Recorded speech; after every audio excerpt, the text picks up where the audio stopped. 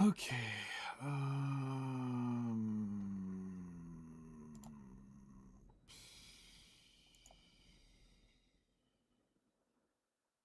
So let's see here.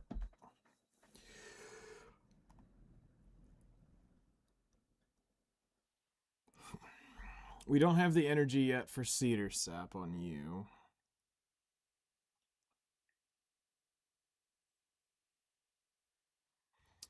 We can go do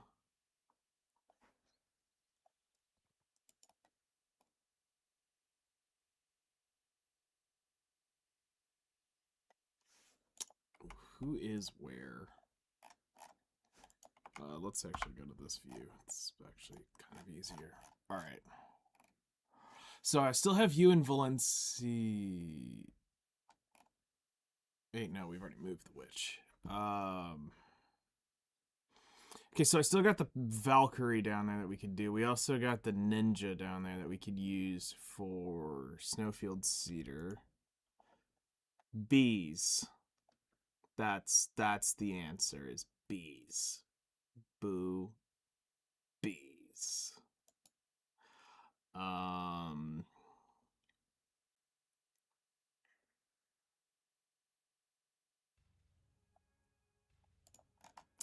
and who is up here in Okay, the witch is now here in Balanos, so we can gather probably on her.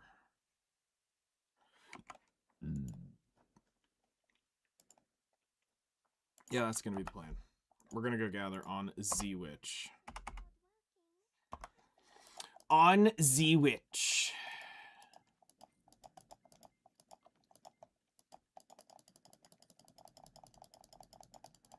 Now the million fucking dollar questions. Where's the donkey gear at?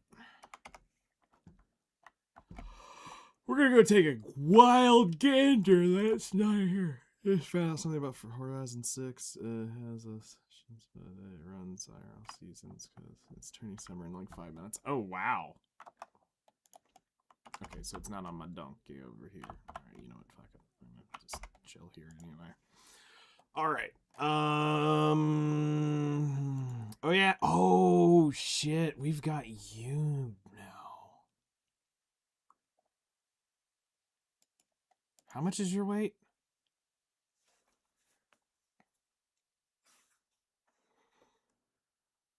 That's pretty cool to actually move seasons.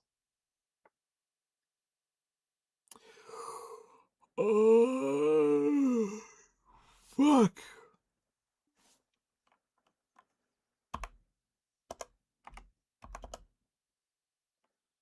$709 weight. Oof. Ooh, shit. That's actually terrible. Damn. Okay. Regardless. I mean, she's there for something, we'll use her. So we'll put a spot somewhere. Oh, fuck. Hello there. Morning, man. Don't do that. I'm trying not to. But like 3 a.m. kicks ass and takes names. Yeah, sure does. And I'm over here like just getting my ass beat from it. And it's not my choice. So you're saying it's punishment by choice? Yes. It's exactly what I'm saying. I had no choice in it. None. None whatsoever. it never it never equaled to a choice. Nope. Oh, shot. I did get my earring to go up to Sep. Nice. Making So now gains. everything is Sep. Oh, that's cool.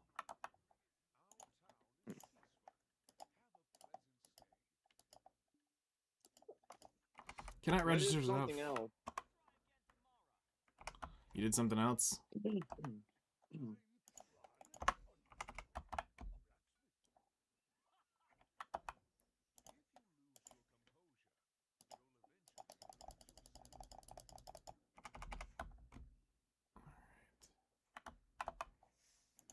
Shop, sell junk. Alright. How much weight does she have? 1,100. Okay.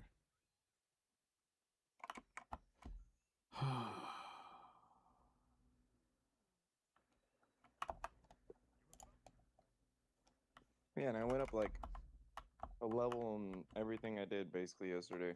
That's awesome. I went up in Master, and I went up in Gathering, and I went up in Hunting. Going on vacation for 14 days, so you know.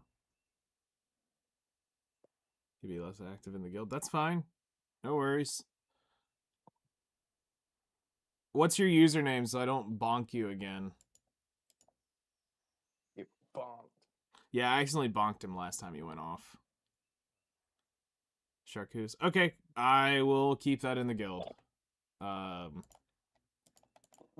should be the only one doing the bonking. I don't think Zeph's doing it, so should be Don't good. look at Man. me. Well, that's the Outer Plane Guild. Oh. Yeah.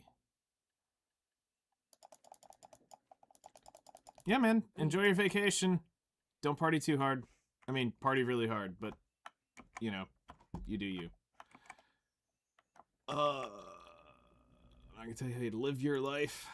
Open. Open. You know what? Fuck it. Let's just go ahead and process these out.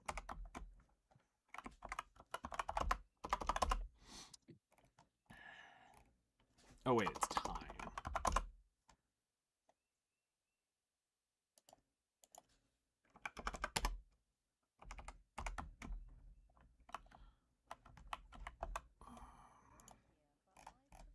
Yeah, so I'm wondering if you have this bug or not.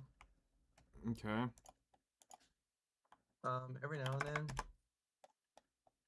when I'm fishing, every now and then, it will find a way to move my character, in some cases, really far. Yesterday, I went to go put the fisher Mm-hmm. at Belia Beach Yeah. in a safe zone, Yep.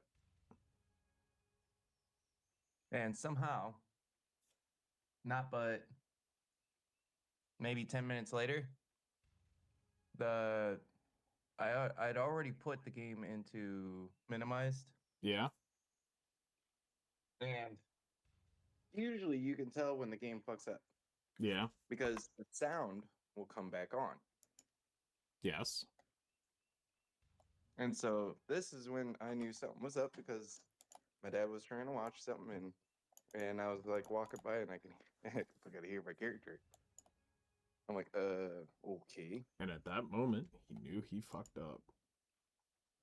So I went and got on, and it was somehow, my character was somehow dead by the Ovi Academy.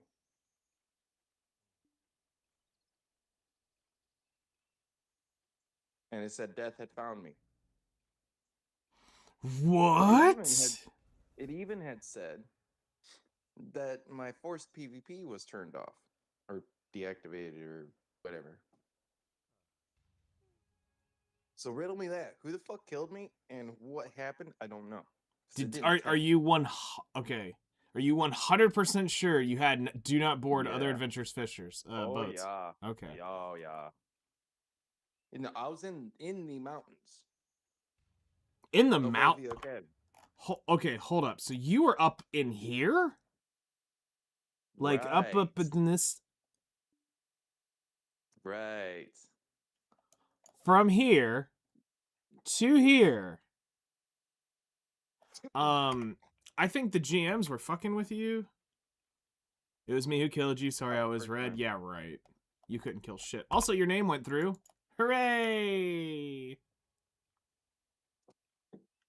You got your name now. And that's off your OG account?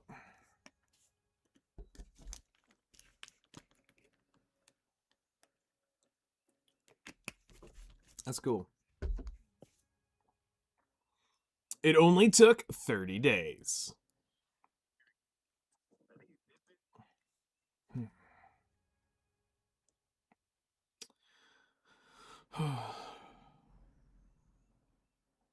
No, it wasn't Thea. Hmm? No, she's just fucking with you.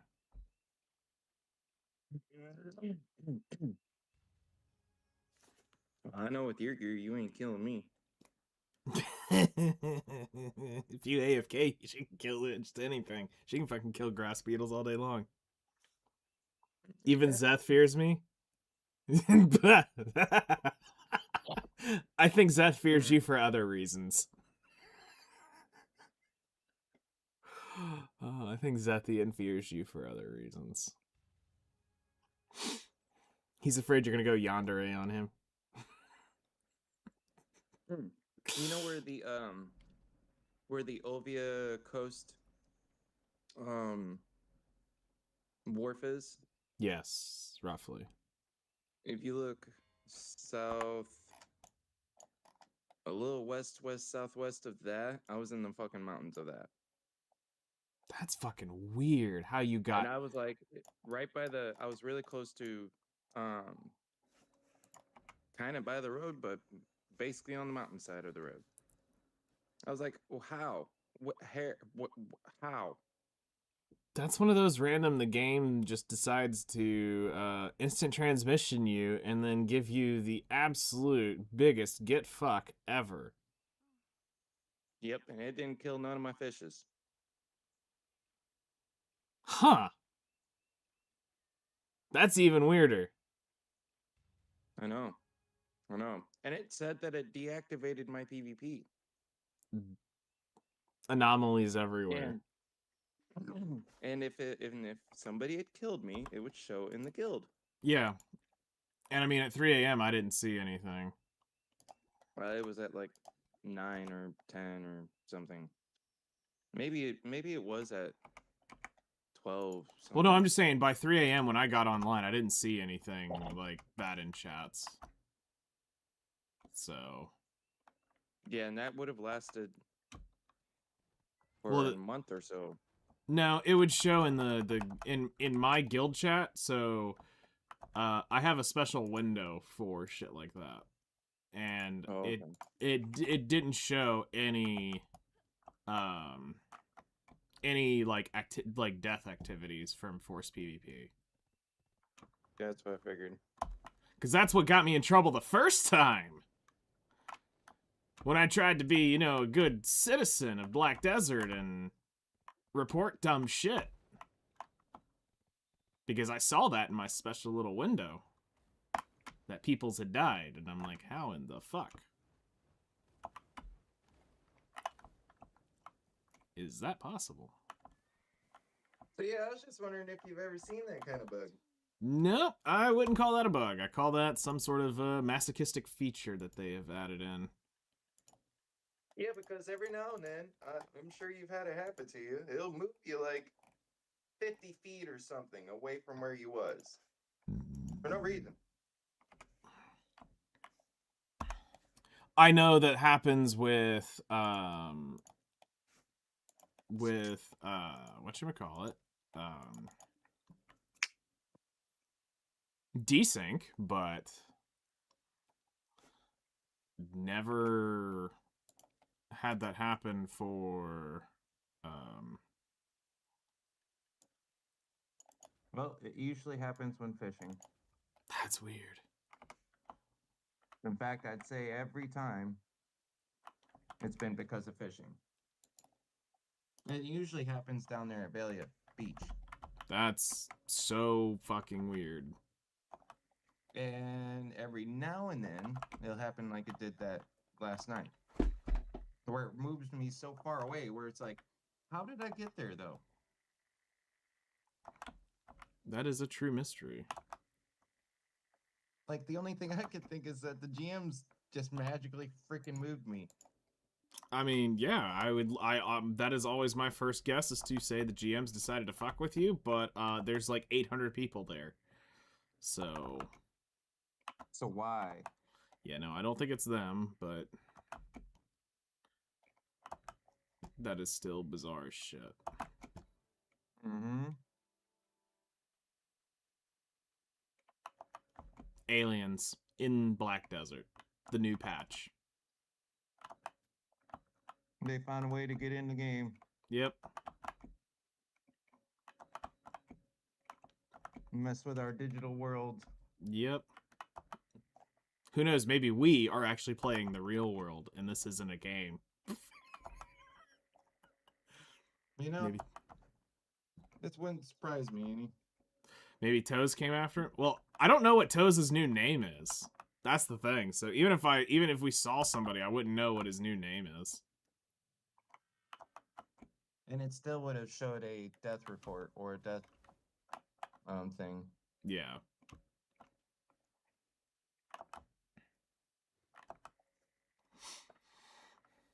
It would have said forcefully slaughtered by so and so, and you'd even see that in your log. Nope. If somebody had popped you. Right, I would have seen it. That's why I was just really, really just weirded out by it. I'm like, how? I mean, it has happened. One of the weirdest ones I had was years ago.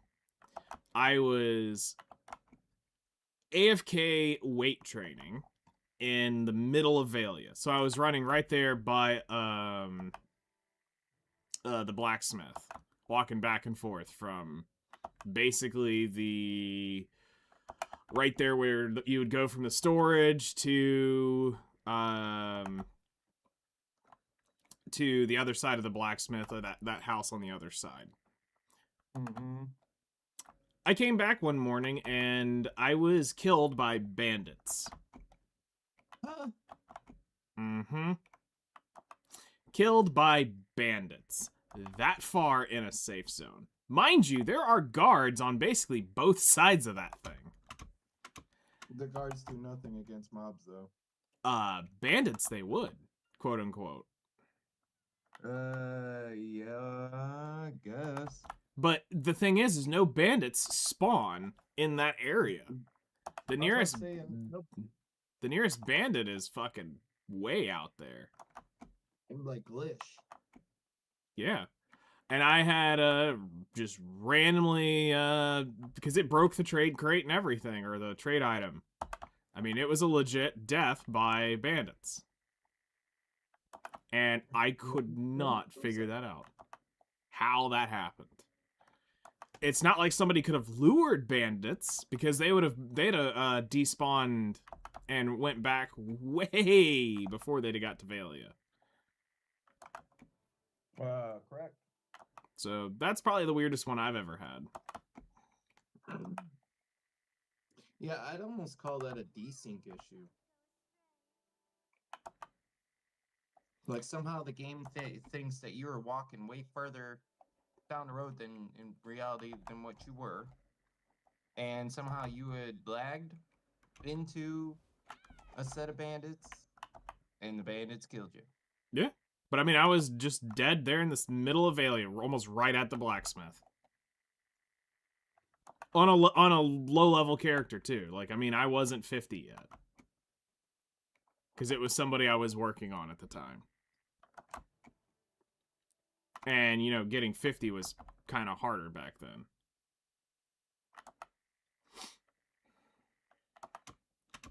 So. Yeah, that would have been a shit-ass bug. Yep. It was weird.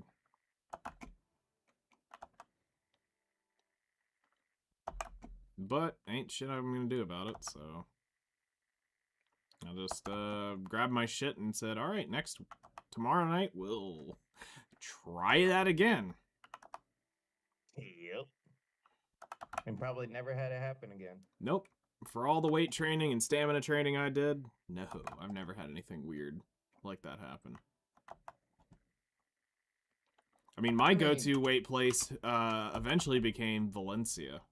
Like, if you're gonna train weight or stamina, the road, because there's no lag, nobody's out there horse training shit, so you're not getting beat up, is to basically go from the stable keeper up around through here and run this path. And it's a great place to not get hit. You get very long straightaways, so your stamina gets to go very straight, very fast. And that was like my go-to place to do that. My go-to is actually from Port Euphoria all the way to Ovia not Academy, but Ovia Stable. See, There's a port right- that is the issue. Is for me with that is you are coming out of a safe zone. So Yeah, but as far as I'm aware, I've ran my horses there for many years. I've never had one issue running my horses out there. well, this is like In fact, actual I'd have to weight. say Like, this is just me with a before. trade pack and me with a and me just Oh. sprinting, like training, like sprint and weight training. Oh yeah, if you're training horses, yeah, no, that spot from Port Euphoria to Ovia is basically the best. It levels things up so fast. And I've ran a lot of spots where people say like is a good spot. I'm telling you right now, that Port Euphoria to the Ovia spot, like you run it to, there's like a little turnaround spot right behind Port Euphoria Yep. that is right by the road. Use that to the little turnaround spot by the stable keeper in Ovia. Yeah, it's gonna level. That's basically the spot where it's not gonna turn. It's gonna keep full speed throughout the whole time until it turns around. I've actually had pretty good luck doing that. Just saying fuck it, and I run it from basically here at Auto Farm and have it turn around right here at the stable, right behind the stable keeper. And yeah, that's a perfect spot too. And nobody's fucked with me really there. Back in the day, there used to be a guy who used to chill at Heidel. He'd kill everybody who tried to leave fucking Heidel with their shit. Hey, okay. Yep. And one time I had gotten real pissed off about it because I actually had full gear, and at the time I had better gear than the top 1%. So anytime anybody fucked with me, I went right out there and fucked with them right back. Yep. And a lot of times I'd be finding myself having to go out there and kill somebody. Yeah. Because some asshole fucking is killing some people, and they're like, dude, this guy's killing people, and nobody's doing anything about it. You're like, I'll be fine, okay, fuck it. I'll do it myself. I'll just get rid of him. And I will absolutely farm him until he leaves the server. I did that a few times. I normally was the one killing people, trying to get people off of on boats there at the Valia or the Heidel River. That was more what I would where I was at killing people. I had one time. There's this one time when Ulakita just like basically just opened up. And I was fishing overnight along with like a whole bunch of people there because it was like part of an event, fish time. Yeah. And some guy somehow picked, because usually we don't have to worry about clicking the whole do not board shit on the river. Usually that's not a thing you have to worry about. Yep. Well, that night, some guy took 20 of us, and somehow, I don't know how exactly, but he got us all to a specific spot on the river and somehow got us to spawn on the road and then killed us. And the messed up part is I was just waking up in that morning and was gonna go check my character, and the fucker just killed my guy as I just logged on the thing. Damn. And so I was like, okay, I know who it is. I know where he's at. I'm gonna go chase him down relentlessly. Well, I killed him like 20 times that day. Damn. Until he got off the server. That's brutal. It'd be more brutal if I, chased him around any other server. Yeah, but then you're risking the whole, TOS thing. Yeah. I'm just not. I just don't know the point in going that far, but I do know the point in chasing you around the server. Sure. That's fair game. Until they channel hop, it's fair game. As soon as they channel hop, you have to leave them be.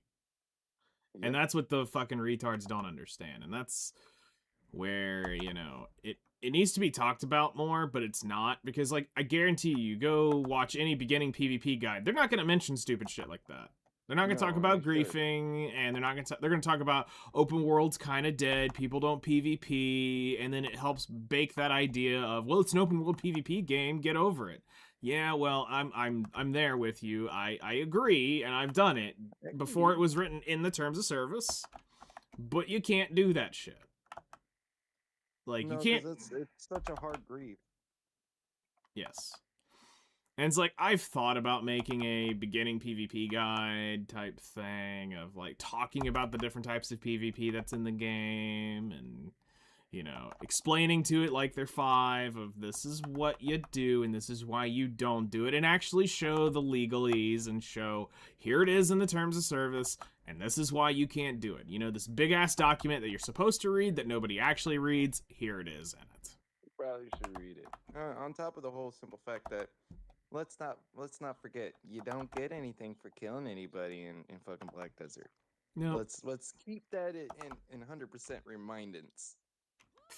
The only thing you get is the fact that it shrinks your penis. Yeah, which to me, open world PvP has no use. Has no point other than, oh my god, I have a bigger penis and I want to deck somebody.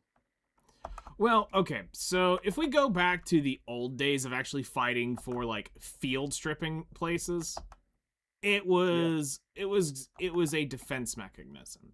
But the issue is everything has been about the innocent player, protecting them, okay? In the sense of, we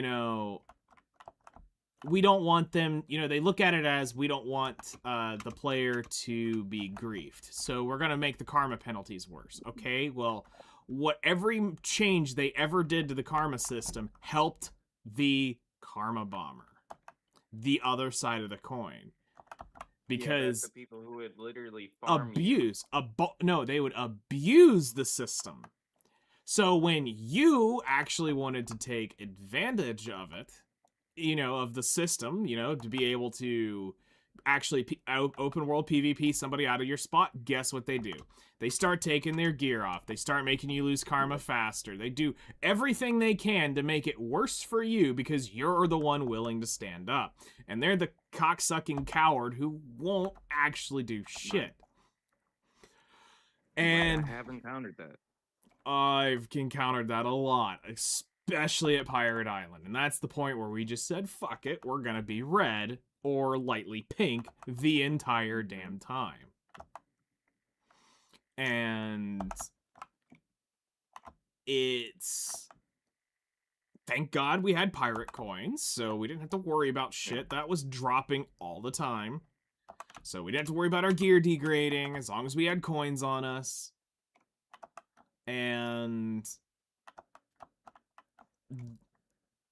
But it became a system that the karma bomber rallied behind, and there was no penalty for them. And the simplest, easiest, and I mean the easiest way to have countered that was this one simple fix. There's a timer on how long that karma hit takes. It's not instantaneous meaning if I kill that bitch in the next 60 seconds, it's not going to take karma. Or 90 seconds, 180, whatever it was. If you'd have put a timer on it, and I could sit there and farm him for the next 5 minutes on that karma tick, then so be it. Because that's the issue, is when they started Pearl resing or Elian's Blessing resing, and they're just resing on the Yeah. spot over and over and over and over and over again. Yeah. I had a to do dumbass. that to people to make them stop. Oop. I did it. I had somebody do it to me on my -1 mil ult. And I'm sitting there laughing. And they're laughing in chat going, ha ha ha, you're going red. You're going so red. I'm like, and finally I'm after, already red. and after a point, I'm like, so you just wasted $30 on Elian's Blessings? Yep. And I got so many more. And I'm like, okay. I'm like, Okay. you do have enough brain cells to realize I'm already -1 mil. I've been -1 mil before I logged on this character. I will sit here and waste every single one of them if you're that fucking retarded. I will do it. You're not, at this point, I'm more amused that you're blowing that many tears thinking it's going to get me out of here. And then they normally abruptly channel hop once they realize it had no effect. Right. Now, I've had to do that every now and then, like where I was killing in an area and some guy would just come up and just farm my ass. And I would revive, go back to killing, and he'd come around not but 10 minutes later and do the same fucking thing. And that wasn't on Arsha. But, you know, people can just turn their PvP flag on and still hit your ass. Yeah. And so I had that problem, and I had revived like 10 times. And the guy had went fucking red. And he's like, wow, you're a bitch. Why didn't you just, you know, switch servers? I was like, cause I'm persistent. I'm here to kill, bitch. Yeah. I ain't here to fuck with you. I ain't earning anything fucking with you. And you're not earning anything fucking with me. So what are you doing? I'm bored and it's open world PvP. And it's like, yeah, okay. I was like, that's cool. I mean, I've got a couple thousand of these stupid junk revives. I'll revive myself at 20% all day. Yep. Trash Maywa. And then they start shit talking about how your PvP skills, and he's like, bitch, I'm not even trying to hit you. Right. But yeah, that's the big issue, is everything has been to benefit the Karma Bomber. Like, there's been nothing that anybody can say at this point that has been able to help the active PvPer. Because let's be real. They took away the losing EXP on death, regardless. So if it was a PvP death or not, they took that away. So if you killed them, they would have lost 1% EXP. Now, imagine that today, where we have an ungodly amount. Like, it takes me, what, 30 hours, 40 hours to get 1% on my 66? Imagine, every time I got popped, I lost 1%. You wouldn't PvP that often. And people wouldn't PvP you because the risk of you maybe dropping their level. So they had to take that away. Then they changed the karma activations and how quickly it is. Then they added the, if you have higher gear than them, you take more karma loss. And I mean, everything just kept compounding into making it, oh, let me make sure I can get this person as red as possible, as fast as possible. Make them totally hate their lives because they actually will defend their spot. Right. You know, because me, I will just defend my spot. In most cases. Unless don't give a fuck and I'm just trying to grind. Yeah. Normally, if I am doing like most grinds, I normally don't care. But when I'm like data collecting, that's when I care. To like, just leave me alone. Like, you can fuck with me all you want, but if I'm actually out trying to like do number shit, or I'm trying to be as efficient as possible, that's the point where I'm like, can we not do this right now? And I mean, that just gives them the open excuse to want to do it more, but it's like, you know, in case you have an ounce of humanity in you, like, No. because I kind of want to go report this shit to the devs on what's going on and get numbers so that we can talk about it and get shit fixed, you know, when stuff like that comes up. But Oh yeah, the the issue guild is deck. That's a anytime you great go- one. That's a great one. The ability to not one to single side deck somebody. That's a great point. Mm, Because that used to be a great way to get somebody out of your spot. yeah. And but at that point, see, there was also a point in time where the person that was protected. And abused that shit real bad though.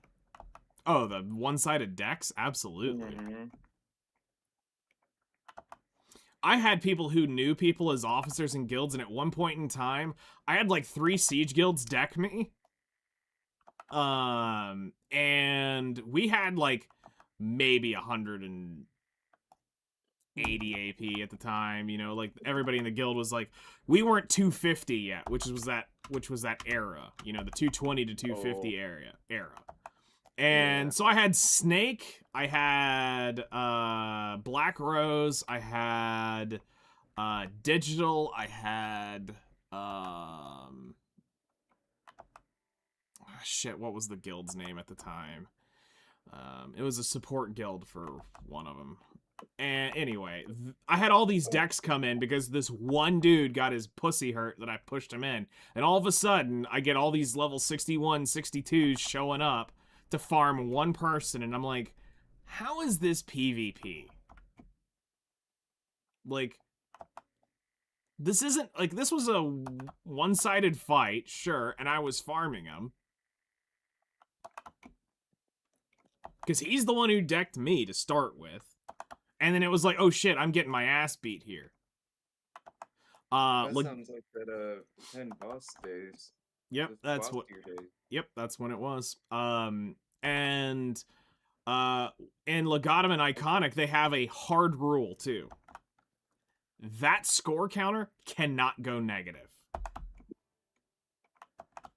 So when you dropped a deck, you had to make sure it was positive. And you always had to take screenshots of them too. So anytime a deck went out, the officers you had to make sure that you won the fight. Like, you couldn't end up negative. And that was another thing. Because those deck screenshots were a big deal back then. Mm-hmm. You know, because if you farm somebody like 300 to 50, that was pretty brutal back then. Mm-hmm. And you know, those were some times, I'll tell you what. But yeah, and now you have to have permission to deck guilds. What in the actual fuck? Yeah, it makes no sense. Let's have permission, guys. And they're not gonna deck, especially if it's like a guild of like 4 people. They're not gonna accept the deck. Especially if a guild is bigger than them. Because all it takes is like 3 more people than they have to show up, and you're probably not winning that fight. Right. Like, probably. Not unless you had a Valkyrie and a Shy and a freaking Nah, Wizard honestly, along with the goddamn freaking honestly, fucking running around. me, Project, and Lazio could probably take on 10, 15 people. Easily. We would have done it I've in... seen a Sork by themselves take on whole groups. Oh yeah, well I mean that was Sork too, because of all the fucking little hoppy iframe shit. Mm-hmm. On top of Valkyries. I've seen Valkyries do it. Hell, last night a Valkyrie in AOS.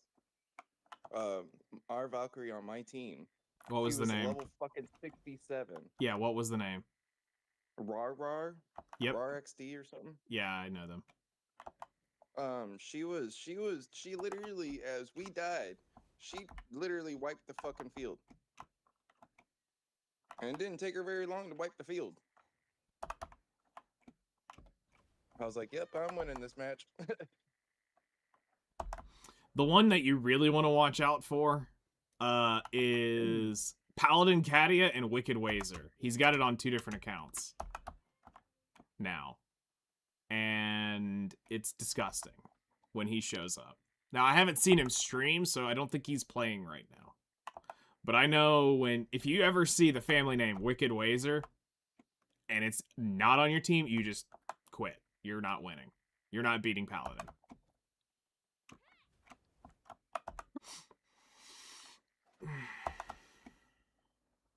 Yesterday I did have a match where it was against a Dosa, a Wukong, and a Seraph. And on my team it was me,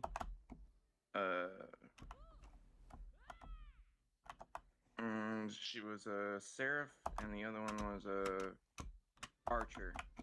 Okay. And we just worked as a team. It took them forever, and me, I ran around like a bitch, and I came in and would fucking just hurry up and backslam, and then run the fuck away. Or every now and then I'd come in with my big skill, which does throw him on the ground. Yeah. And it does usually hurt him pretty bad. So I actually got 4 kills in that match. Nice. I mean, you being the assassin class makes sense that you'd be getting more of the kills, to be fair. Well, and that's the messed up part is like there's cases where it seems like the damage connects. Mm-hmm. But there's a lot of cases where the damage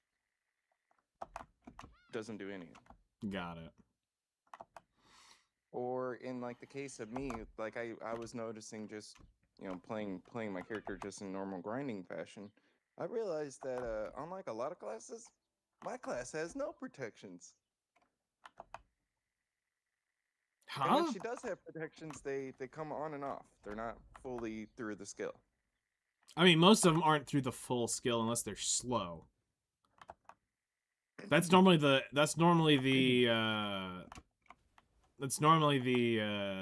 way they work. Is if they're super slow, they'll stay through the whole thing. But if they're very quick animations, they normally don't stay. The protections are just on the start of the skill or at the end of the skill. Well, that's more than what the Maywo gets, if you've ever noticed. Honestly, it's been... You might get like 2 or 3 skills that you might actually use out of the whole kit that you might see some protections pop up like that.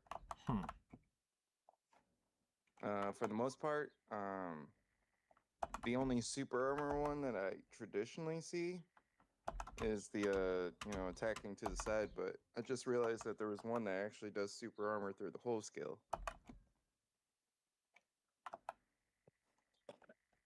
Just one. Jeez. And it does like 1,000% damage, so it's fucking useless. Of course. Because all of her skills, if you've looked on the session side, they're really useless. They don't do any damage, and what they do for your character is fuck off. Yeah, bloated kit, basically. Yeah, a whole bunch of skills that seem like they could be used for something. To be fair, though, the Plum and the Blader, which is what they were originally called in Korea, were very early. They were actually release-based classes. Yeah, I'm aware. So those are some very old, very not well designed compared to where more modern ones are. I know. She's basically in the predicament of she was basically like the Sage. Her and the mate, or the Musa. Mm-hmm. The Sage, the Musa, and the Maywo, they were created first, but they were released after release. Because like the Sage was actually created during the first of the game. They never released him though. Are you sure you're not confusing Sage and Archer? Because Archer was in the original trailer. No, they did say it though when they were talking about the Sage. They were saying no, we had made him during beta. However, we just didn't get him down right. We couldn't figure out a good way to and they kept on testing him and doing other things, and then they finally released him. Because But it was, like, many in one years of the after. OG trailers, you'd have to go digging through it. One of the OG Korea trailers, you actually see the Archer in the trailer. Yeah, the Archer was another one that was released long after he was actually created. Yep. They do say that every now and then. They're like, well, technically we've been working on this class for more than a couple years. Yeah. And then somehow they throw Stroker and Mystic out back to back. Because we needed that, obviously. But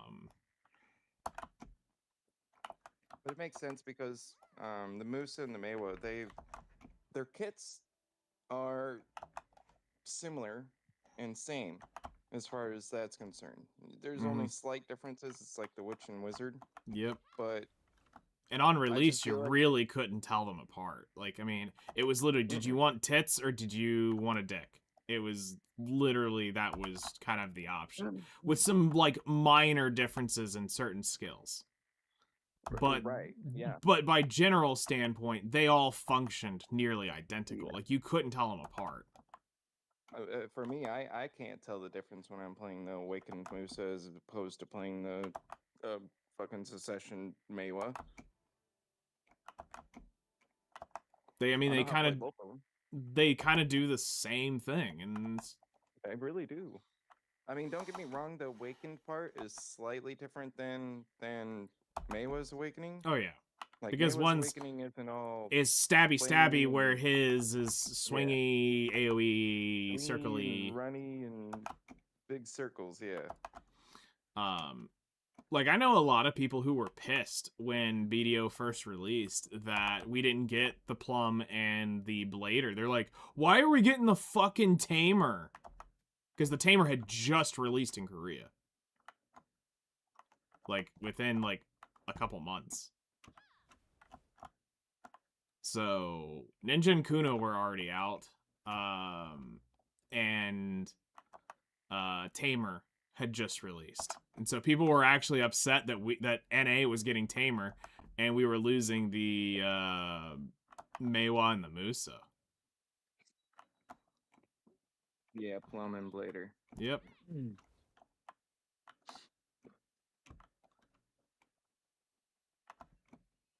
It does make you wonder why they never kept those words for them. I mean, they still use them in the Korean version. Localization,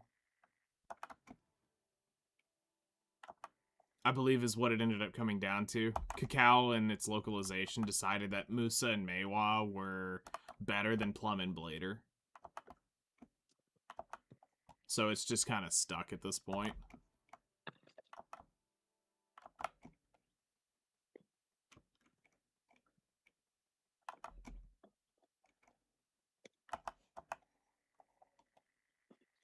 It's just kind of stuck.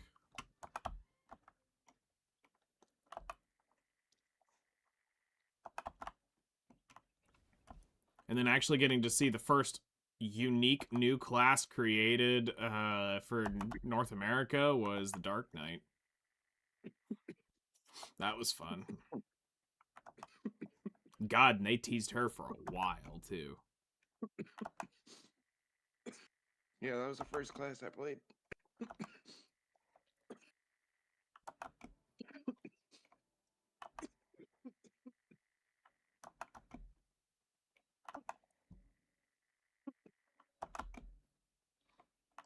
Yeah, and Dark Knight was pretty cool. Yep.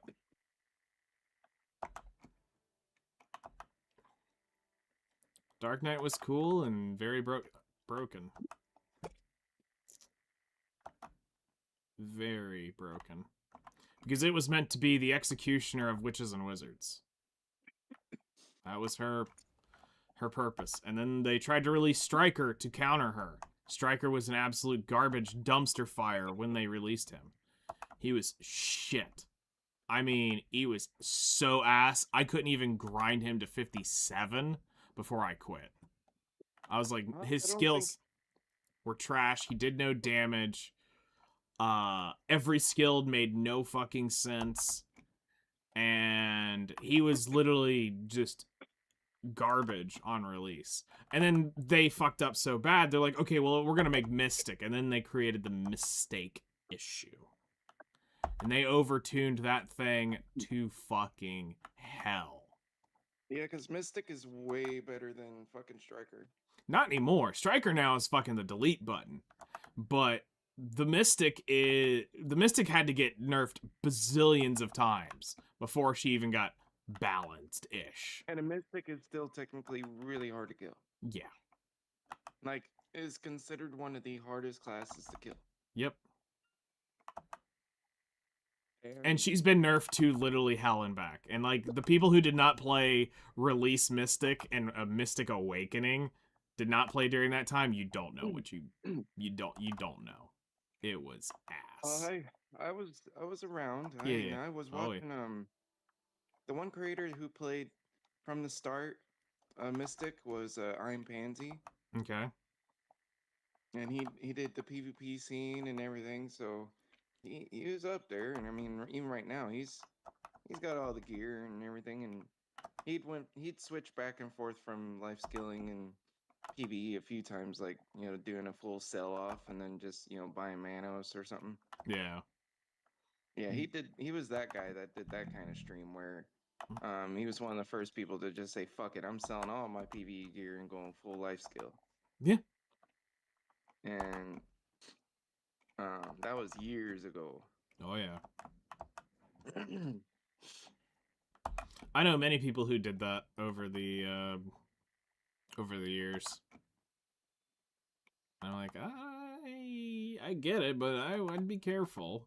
That's some... Well, he ended up selling his life skill gear again and going back to PvE because Elvia came out.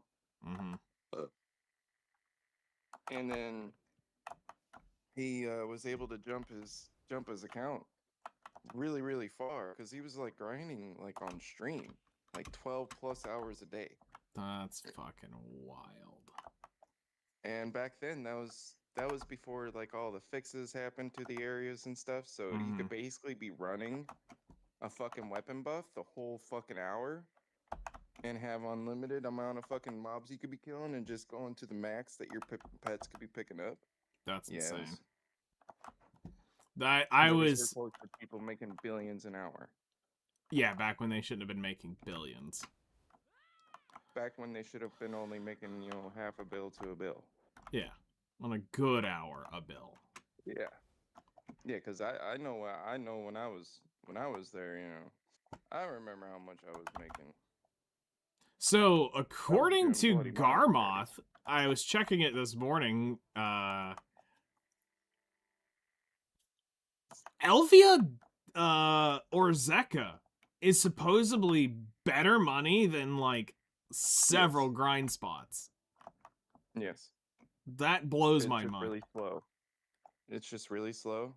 The spawn rate is really slow, but apparently, yes, you make good money there. I've seen enough streams to tell you, yes, it does make money, but you couldn't catch me going in there. I mean, I gotta do it at some point because I gotta hit every spot once. So, I'm and ready for Olin. Yep. Olin's, Dekia Olin's, and Dekia 2 Olin's. Although I think we might be able to say if I just do Dekia 2 Olin's, we can just wipe all 3 normal Olin's or all Olin's at once. Honestly, you want to skip Dekia 1, but not skip the first Olin's. 2 different experiences? Yeah, they are definitely 2 different experiences. All right, then I'll do Dekia 2, and it'll count for Dekia 1. Yes, because the Dekia 1 is just for shit. The other thing that I noticed on Garmoth today, have y'all seen the class spread and what people play and report with is wild. They have a new thing to where it shows the spreads of what people are playing. What? And Awakened, yeah, they've got a new thing under class popularity. And Seraph is absolutely dominating currently. And then guess Yeah. who's number 2? The Guardian Awakened. Which Uh-huh. Awakened? Dark Knight Succession, Lawn Succession, Uh-huh. Megu, Dosa Awakening. Yes, the ones that are literally meta right now. Yep. Then that's the ones you literally see in fucking AOS. Yep. And then you go I down do the- not like that fucking shit. Yeah. Well, no, those are I just do not grinders. Like that fucking meta bullshit. Well, no, this is just who's reporting when they're grinding. But that's where it shows who's also meta. Like which classes are basically tuned to do good. Well, Also right now, like they're overtuned. The same thing for Seraph. They're just simply overtuned. You get those two people in the same team in AOS, you're a dead man. If they even know half-ass play their character. you think it's that bad? Oh, no, I know it's that bad. I've seen it. I played 100 matches. But I'm just saying, you really think it's that they're that bad together? Like it's As a team, yes, because the Dosa comes with buffs. So yes. okay. Says an irregardless. I think I can get And then fair. the Seraph gets a DP buff. And then you add in some random fuck all class to their team, and they're just gonna have extra DPS or someone doing something to them, and they don't need them because they could take on 3 with just a Seraph can almost take on 3 by themselves in AOS. Is it mostly the Pergatum or the Both. I've seen both, but most of them are using Forgotten. Okay. The wings, the angel. Oh, so they're using then they're not using Pergatum, they're using Sacramentum. Well, a lot of people are using the angel wings, not the Because if you see not going the red. yeah, I was gonna say if you see a bunch of the red shit, then that's definitely Pergatum. I've only seen like one person go red. Fuck. So if that tells you anything, I guess a lot of people are specking for the wings version. Damn. And I do pay attention. I promise. I do pay attention when it comes to PvP. Because PvP absolutely pisses me the fuck off. Does, I think, just about everybody. Because it doesn't make sense.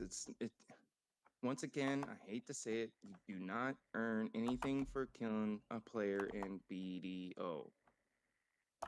So if there's no real benefit, like I have to win a match in order for it to mean fuck all. Yep. Like the fuck. Like at least in Call of Duty, if I kill somebody, I'm gonna earn EXP and money and who knows what. Yeah. I'm gonna gain EXP towards my weapons, something. I could care less if I lose that match. They need to, and this is what I was saying, is they need to also make unique PvP rewards that are not stealing from other things. Like, right. They shouldn't be taking away the top crafting things into their exchanges. Yes, make them force them to do something else to get that shit. And if it's that big of an issue that the economy can't live without it, then don't put it in PvP and just make it easier to obtain. Fucking there you go. Right. That's not that hard to do. The reward should be entirely gold-based or crown-based, as far as I'm concerned. When it comes to the PvP rewards, if you're going to offer me anything, just give me gold and crowns. Because in theory, that it should be the only thing you're trying to get at endgame, or at when you're trying to do PvP. But giving you the elixirs and the foods and all the potions, because they literally neuter whales by giving you most all that shit. That's true. Fucking shit. Because the superior whale tendon elixir, the superior whale tendon potion, even the sturdy forest treads are too far. I agree. I mean, they even offer that stuff in the dice game. Yeah. And you know, it kills those kind of things, and yet people still burn those two potions up. Even though the one thing I hate about those potions is they only last for 30 seconds. Yeah. Well, to be fair, if you pop one of those whale tendon elixirs, you're pretty strong. fucking god mode for the next few seconds. Especially if you were running a calc elixir, it's nauseating. Yeah, the calc elixirs are extreme. I used to use those when I would think that I couldn't like do an area. I would use that if I didn't know for sure.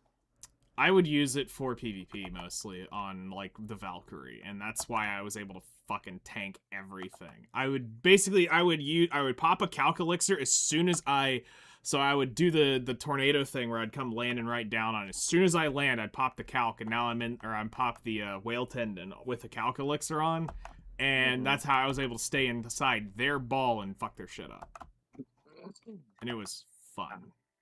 And then you just pop a whale tendon elixir if you start chunking your health, and then that'll stop the CC shit for a moment. And now you're invincible. Then you get your wizard to come in and PA you. Then you got the PA and the heal. Now you're healed back up. Then you start trying to stun them. Once you have them stunned and now you're starting to stab them to death, now it's the point where you pop your PA and you just keep staying in there. And they're like, why won't this Valkyrie fucking die? Because I learned from Paladin.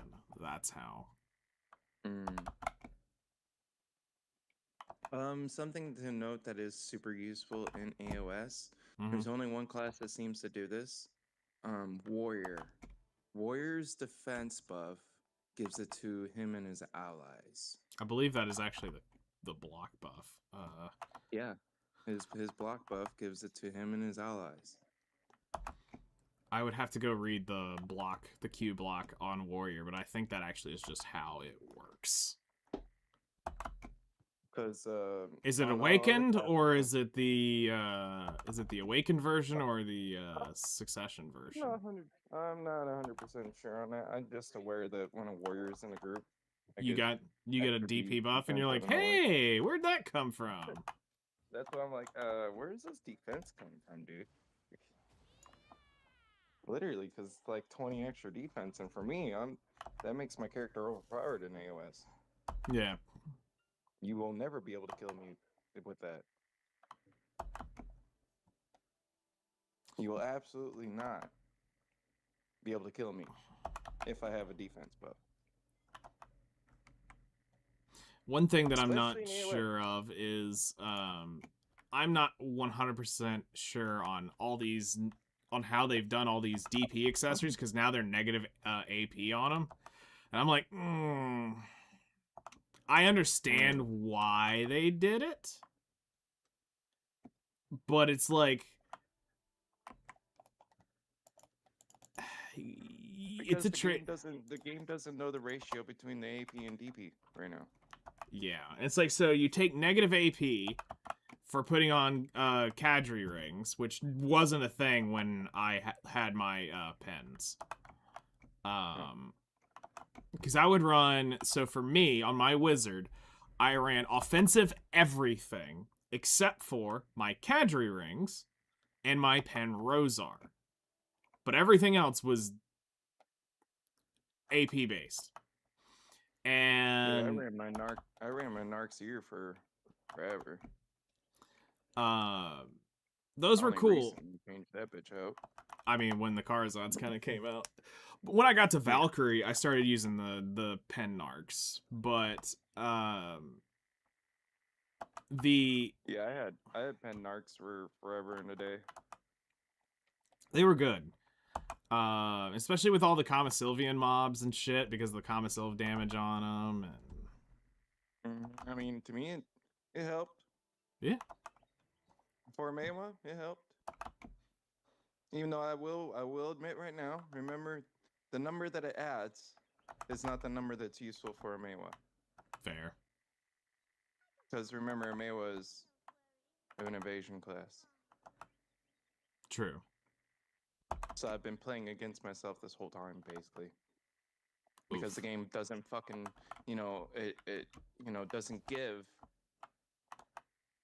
the same defense type or a number associated to them to the evasion classes as they do the DR classes.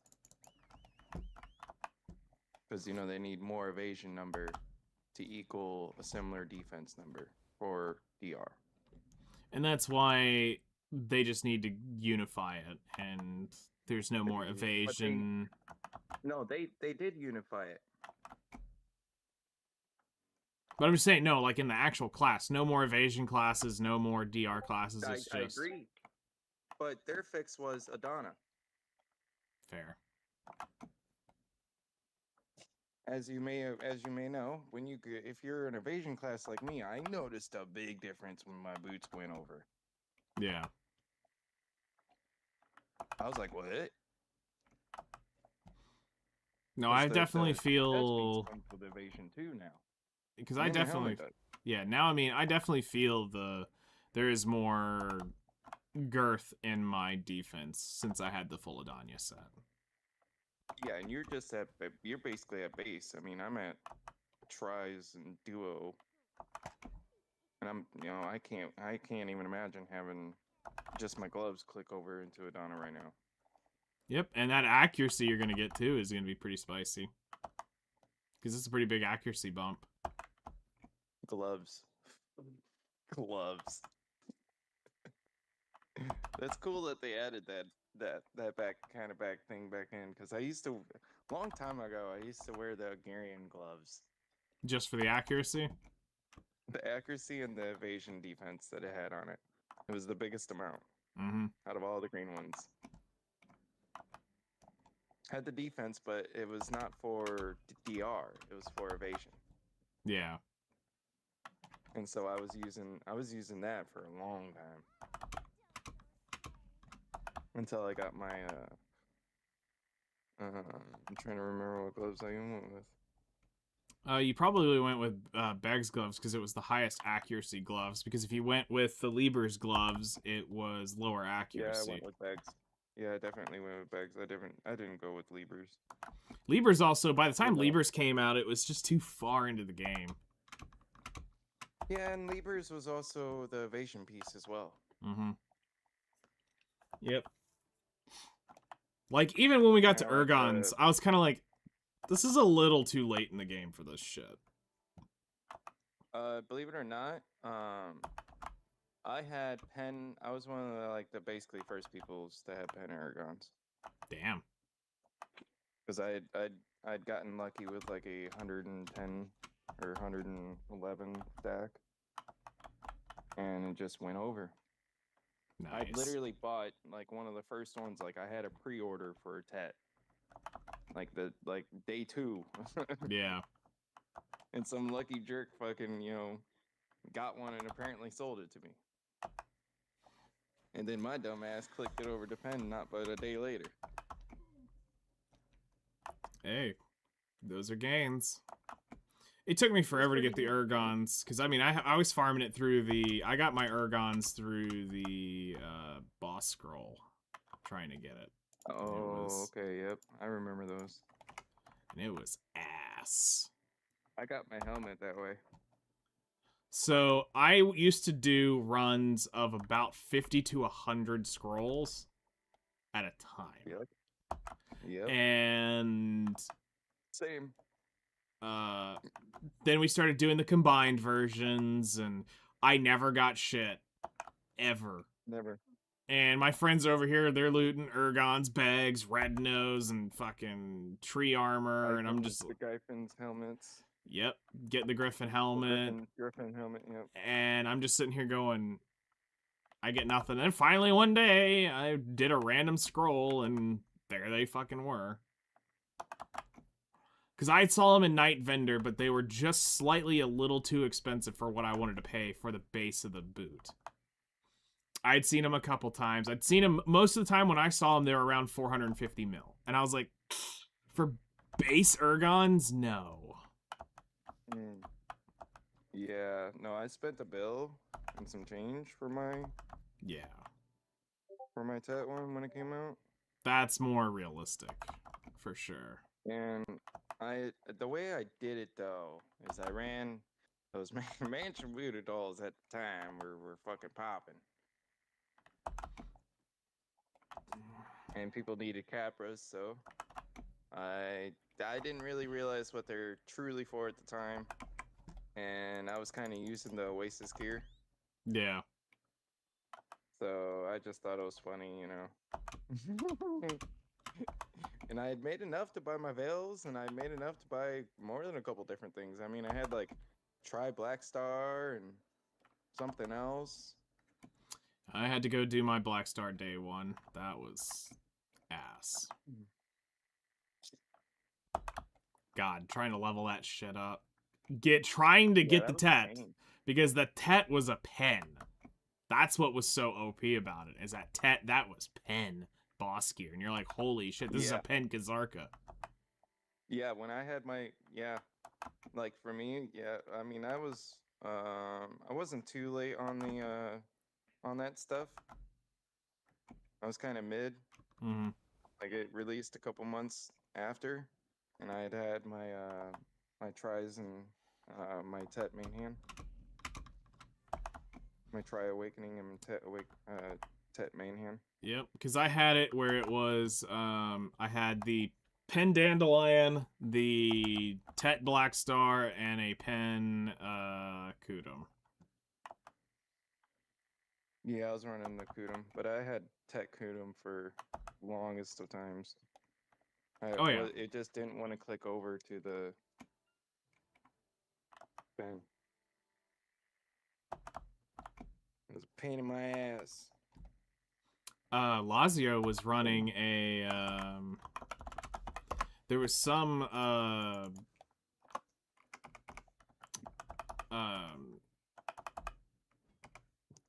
what was it called Oop, we at the got some time? boxes. Yeah, we got two. Whoop, shit. Yeah, yesterday I was burning up my energy at doing the tanning. What will you not stop? Oh, I've been doing like random like play on song shit for like the last few days, and so today was Don't Stop Believing. So we had They See Me Rolling, they see me trolling, they hating, instead of They See Me Rolling, because I was doing Troll Blood. Then the one after that was Gonna Go See If Annie Is Okay. And then I did What's a Wonderwall Anyway, which is actually a line from another song playing on Wonderwall. So, and then yeah, today's is the Don't Stop Believing play on it. Some Weird Al? Huh? Weird Al? What about Weird Al? Is that Weird Al? No. No? No. Damn. Yeah, I was thinking all those sounded like Weird Al songs. Oh, they totally could be. Oh, they I was totally like, could be. I was like, are you? Nope, they totally could be Weird Al songs.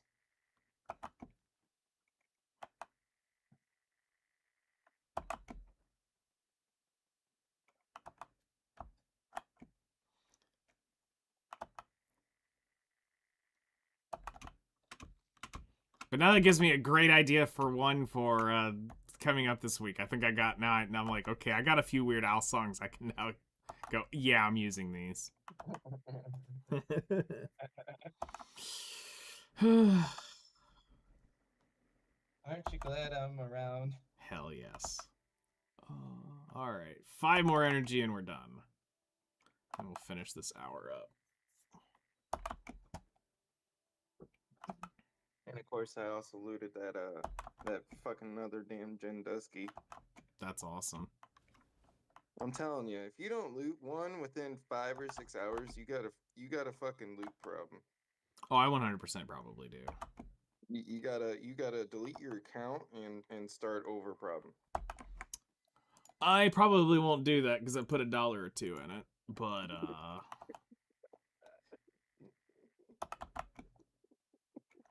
with $1 or $2 invested, I am less likely to do shit like that. If it would have been day one, we might have thought about it. But Same.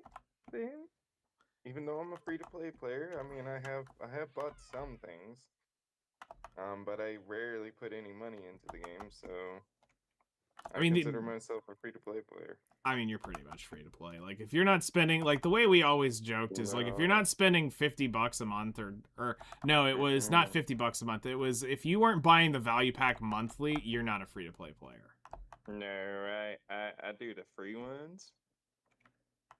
I get around it. I hope to get a free one for the advanced type shit. See, that's terrible. Like, having to live on value pack collections. God. But then again, I mean, if you're not making your money in selling shit, then it doesn't really matter.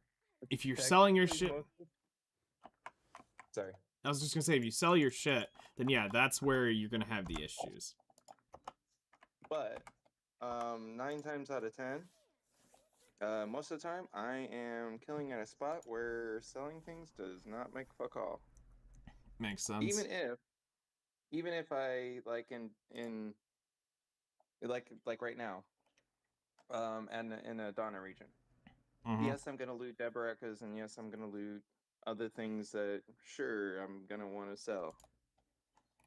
Is it the main source of income? No, and I can wait to sell those things. It's not that big of a deal. Yep. And with the right amount of weight, and as long as you remind yourself that the horse is a stacker to the moon type of deal. Yep. Until it hits 100 and something thousand weight, I think is what it is. Basically stacking it to the freaking moon. Yep. 'Cause that's a lot of weight in 278. trash. Yes. Like that's an 1188. absurd amount of weight in trash. 817. I can't even imagine like if I had that much 4, weight in a Donna trash. 90. Oh my god. Yeah, that would be a lot. 45. 67. We'll grab that in a minute. 779. That'd be something fun to try to push for, huh? Try to see how high you can stack the horse with Therian trash loot. That's gonna be a lot. It's gonna be a lot. But right now, I'm interested in Orbita because Orbita's trash loot's 480. 140k. 141. Yeah, you're in a pretty good spot to be making some money. 23. No artifacts. We got 2 chests, and then we looted 63 of those and nothing else. So 1 point. No gems, huh? No gems. Oh, wait, hold on. I need to check Caphras. 51 Caphras. 1.6 bill to finish off. Okay. That's How much not- capper is that over? 51, and then 779 dust. Dude, that's actually pretty. That's pretty nice. Yeah. From that, and that's just from doing bloods or not bloods, but Sucking trees. fluid collecting. Yeah. God damn it. Sucking trees. Yeah, I've always heard from a lot of people who do life skilling and who've got, similar guru like you do or higher, like Pansy and John Law. They're plus 30s in gathering for guru. I'm around that. John Law was like 40 something, I think he said. Yeah, there's some people who definitely been gathering longer than I have. Or more often. Yeah. Some of them people yeah.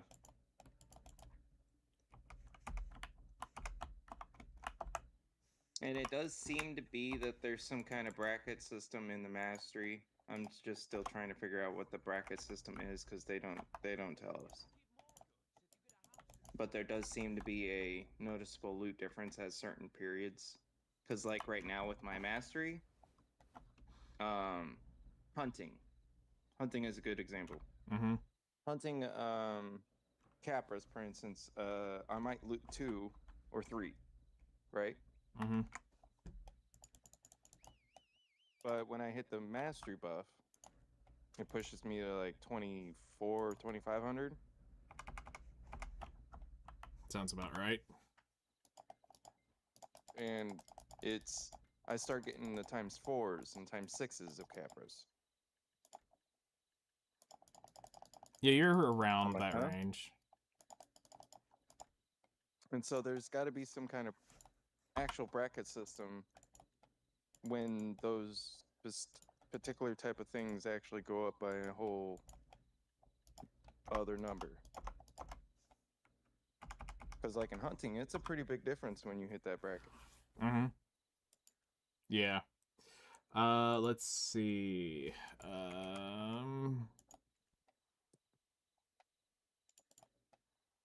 Stand on you and get some energy for. Well, shit. I kind of want to go take her buffs while I have them and go do the Etherean again real quick.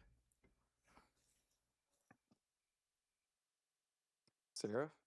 No, the Guardians still got all the combat buffs. I'm kind of like, I kind of want to go knock out that thing real quick before we lose the buffs. Because I still got 10 minutes on the Calculixer. Let me just switch over to the Seraph instead so I can get the numbers. But I need to ship the horse down there to go do it. Which is weird. You can't take the horse buff into the fights. No, that's the dumbest fucking thing in the world, by the way. Like, they take away some of your buffs when you go into... And that's the same thing that happens when you go into the Black Shrines, or the Black Shrines. Like, nope, you're not allowed to have fun. Yeah, you're not allowed to have the horse buffs. You're not allowed to have your potions. I can go in with the elixirs, though. Oh, you mean the potions, the actual, like, the yeah, I was talking about your infinite potions. Yeah, no, that I was definitely shocked about the first time. I'm like, what in the fuck is going on here? All right, 171, 100, and now that brings Ash to 132, 400, and Pine to 40. Even though it does seem to be that they've added something that just makes your stuff go up. Oh, it's the healing orbs around that make you do it. It's not the healing orbs. If you just stand still, your stuff will eventually fill up. Okay, so Birch Sap is done. Sorry. Yes, Birch Sap is done. All right. Birch is done. Yeah, I'm sure there's probably a natural regen on it at this point. Yeah, there's a natural regen that's similar to the potions. So I need 35,000. Is that what we're seeing here? Yeah, I still need 35,000. So I will have to do at least 2 Agris Hour, or at least 1 Agris Hour, 2 normal gathers on Ash Sap. Still, yeah. Because I ended up, I think, getting slightly more birch than. Well, hold on. Let me look. If I'm gathering, for example, cedar sap, how do I know what needs it? The best way to know is to go to type in cedar sap and then look at BDO analytics, and you can see everything that uses the cedar sap. But my spreadsheet that I work off of it's insanely complex at this point. But it's basically, I can see all the total value of cedar sap that I need for all my alchemy stuff by the more I populate it. And what this does is it gives me the project total of how much of the sap I need. So I can enter in the information and I can see, oh, I need 36,000 ash sap, basically. Well, I can see right here, I have 132,000. I need 168,000. So I need to go grind ash sap. Specifically for cedar sap, if you're grinding that, like, you definitely need to be down there in Duvenkroon, where I gather it, which I won't be doing till this evening, because I need the Seraph. I'm going to go down there with full weight and do it, so that I'm not getting absolutely cucked over by, because there's so much shit. Like, it's 3 saps, and Thuja and Pine almost end up being equal, so I have to offload the cedar. Here we're going to... Let's go do...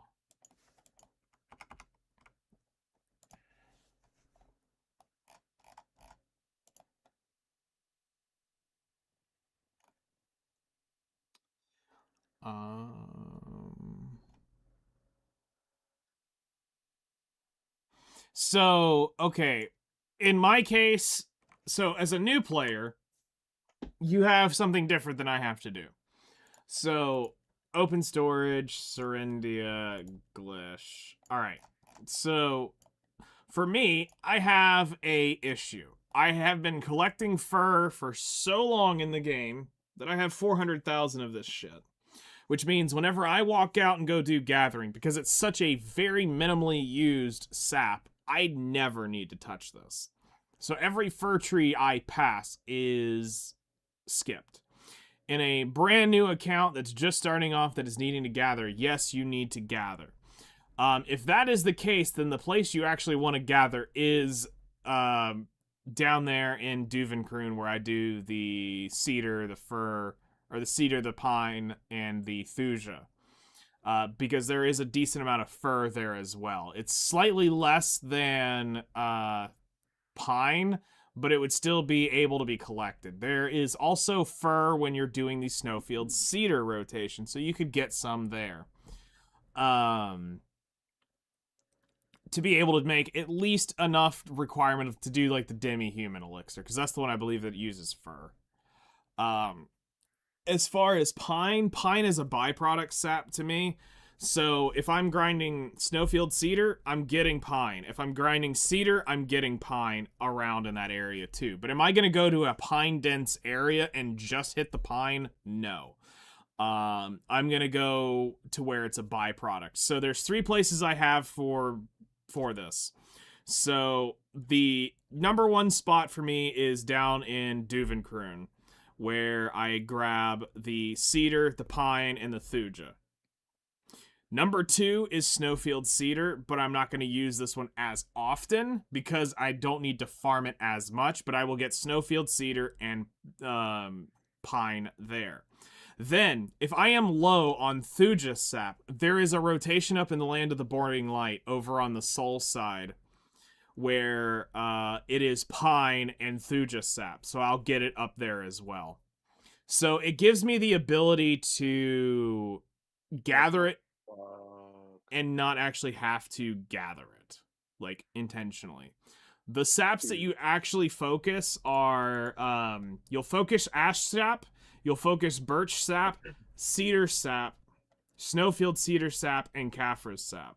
Those are the saps that you actually have to grind out.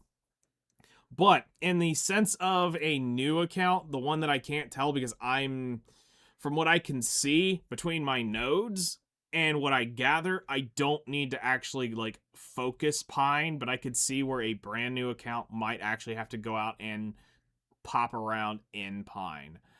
And suck some pine trees down, just trying to focus those because you're not getting enough. All right, yeah, we're gonna go do 1 hour of snowfield cedar.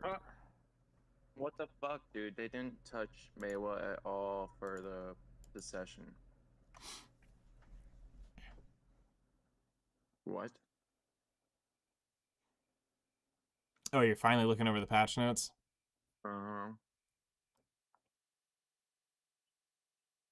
Well, Awakening people are gonna be mad though.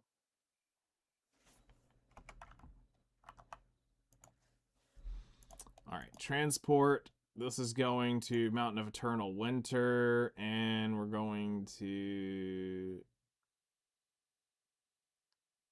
Skeleton. Alright, go ahead and take the donkey gear off. Kuno's got a nerf. Good, because everybody and their mother was humping them. One skill got a little bit more damage increase. But the Awakening Mewa, oh man, they had a skill go from 70% of the damage in PvP to 40%. Brutal. And Red Moon is basically your strongest skill on Mewa. Regardless if you're awakened or not. That sucks. Yeah. It's a fucking fucking update. The fuck, game? Yeah, I think the So- the biggest thing I think on it was the world boss update. Removed air smash and down smash on mystics. What? Not one skill, okay. Remove stiffness and knockdown on hidden claw. So you'll get to see the snowfield rotation here. And we'll be Remove doing down. pine. Let's remove air, remove down. Okay. Guardian Secession has been improved to more effectively absorb incoming damage. Her super armor on Prime Black Blood Circle goes from 30% absorption of super armor to 50 freaking percent. What? Huh?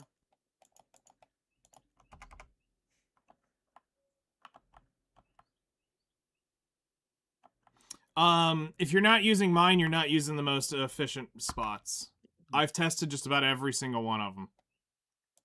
So, if for Snowfield Cedar, we're going to be running this rotation up and around this area through here. You're going to basically strip mine this.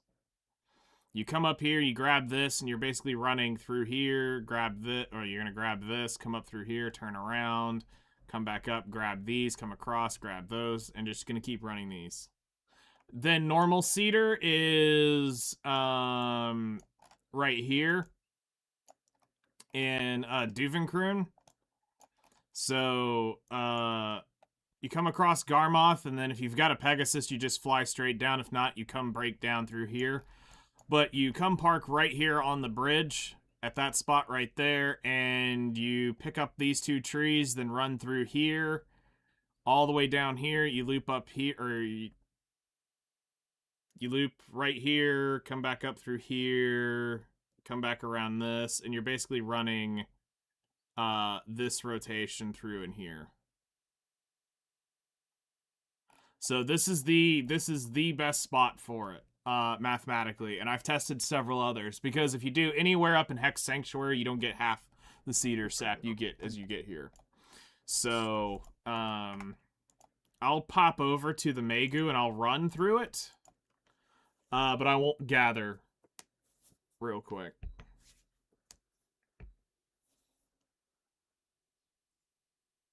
Just so you can physically see the area. But this is the best rotation for it. After a long ass time of fucking with this shit. Guess what they added to the bartering list? Snowfield Cedar, and Mhm. Caphras Plywood. And yeah. And I think Knock and Knock, I believe. I mean, they're doing some dumb shit. And Knock. Alright, so you start right here. This is the starting point, which is, like I said, right here on the bridge. Removed the soft fairy feathers. So you come here. Okay. Then you go here, grab that tree, and then you work your way through here, grabbing these trees up through here over the rock. Grab this. Ignore the moss trees that are in here. grab these, grab this, come down, grab this tree, and now you're going to go down and grab this. That's a dead tree. Grab this, grab here, here, here. This tree right there. Grab these two right here. Then come over here and grab this tree. Grab this tree. Grab this one. We're going to grab this. You're going to ignore this for right now. Now you're going to turn and immediately come through here to go grab the trees in this. You're going to grab this tree, this tree, this tree, this tree, this tree. And then you've already grabbed that. So you're going to come grab this one. This You know what they one. just fucking fixed? This one. This one. Now you're going to come down into this. What? Grab these. And now we're going to go over here. Grab this. Grab this. Grab this tree. Grab these two. Come down into this. We're going to grab that one. That one. That one. And this one. Now we're going to aim for this cluster. We're going to grab these right here. This right here. This right here. Move into this cluster. You're going to grab these two right here. Right here. Here. You're going to grab these right through here. Grab this one. Then you're going to grab this, this, and now you're going for a long run. Depending on the class you have, you may want to skip this. It's just a Thuja tree, but still, it's easy to grab, so we get it. Then we come back through here. We grab this. We grab this one.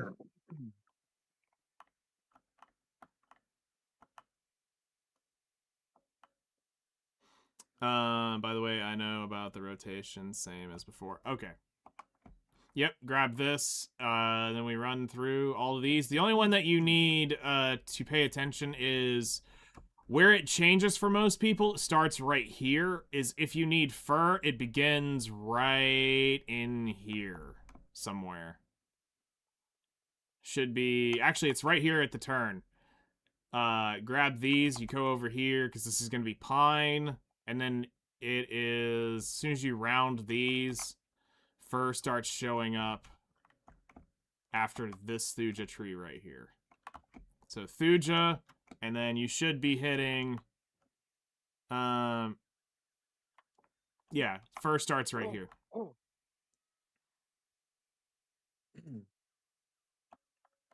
Never been to the area and it's dark? Yeah, the Um, good news is you have the VOD to come back through and check it out. So just remember this and you can come through it and you can watch me run through this as many times as you want. So now you're going to start getting fur in this area. You'll see trees pop up with fur, so you can now start sapping those in here. You got all these trees in here to hit. You come out of here. Fur. You'll grab the Thuja right here, and then you hard cut across into this, where you'll start grabbing more fur. These are fir trees in here as well. Grab this. Grab this. You'll grab all of these right here. Cedar tree. You'll skip over this, come over here to this tree. Grab it. Now you're back into some more fur. So you'll start seeing fur show up again. In here is going to be a lot of fur. All up through in here, you'll grab fur. Cedar. I think this is an active fir tree. Yes, it is. Fur in here. Grab all of these along the rotation. More fir, more fir, more fir. All right. Still more fir. We're moving along. More cedar, more fir. Cedar right there. Fir, cedar, cedars. Fir right there. Fir, cedar, fir. Fir, cedar, fir. Cedars and fir right in here. Firs right here. This is the last cedar tree of the rotation up on this end. By the time you get to here on the map, this is as far as you go. So this is the farthest. So we've started here. We've gone around and we've now made it up to this point in the map. So now we're about to start moving back and around. So now this is the point where you will start heading to, heading back around. There's a fir right here with a thuja tree, another fir right there.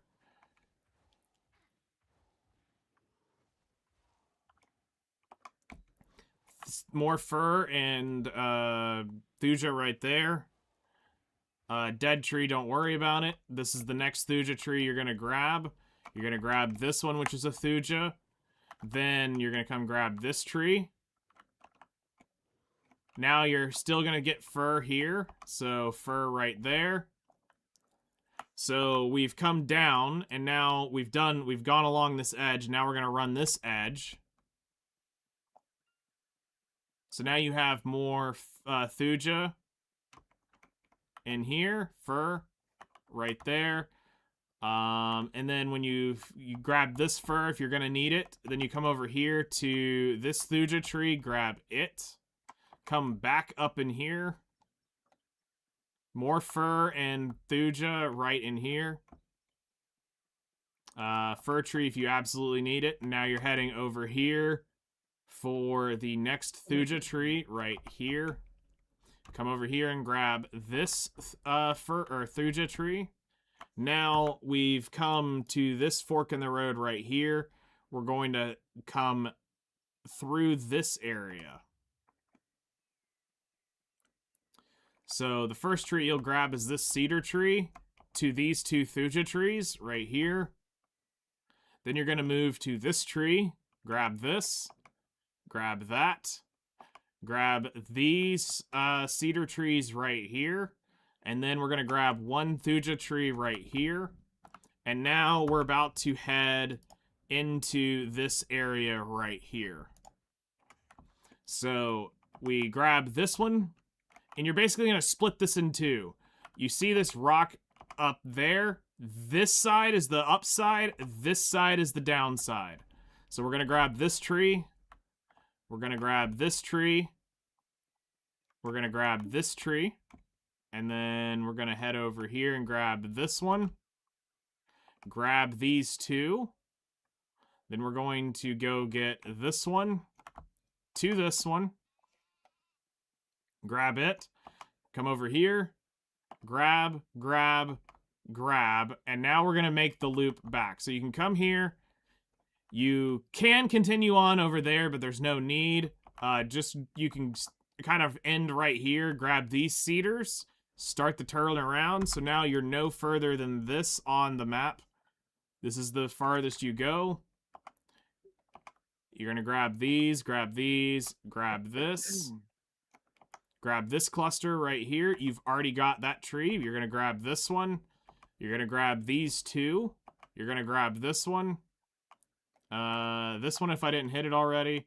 Grab this one. Grab this one. This is a lot of zigzagging in here. Grab this one. This is the next one you grab right here to this one, and this one. You'll grab this tree. And you'll grab this tree, and you'll skip the moss right there. Moss right there, you'll skip it. You'll grab this tree. So you've now come all the way back in here. You're going to grab this. These are mostly pine through this area, so this is super pine dense right in here. Grab this, grab this, grab this. These are occasional cedar, mostly pine. Cedar, And then you'll start, because this isn't a tree, but this is your next point. I believe this is an active fur. Yeah, this is the next active fur. Active fur is up here. But I normally skip those, so I'm normally coming through here to the Thuja to grab these, but you can see there's fur right in here. There is fur right in here, dead Thuja, fur right there. If you need it, grab that. You're gonna grab this, come around the rocks, grab this pine or cedar, come over here, Thuja, cedar, Thuja, cedar, cedar, pine, cedar, cedar, cedar, pine is in here. There's the pine right there. The cedar. And you're back at the start right there. That's the full rotation.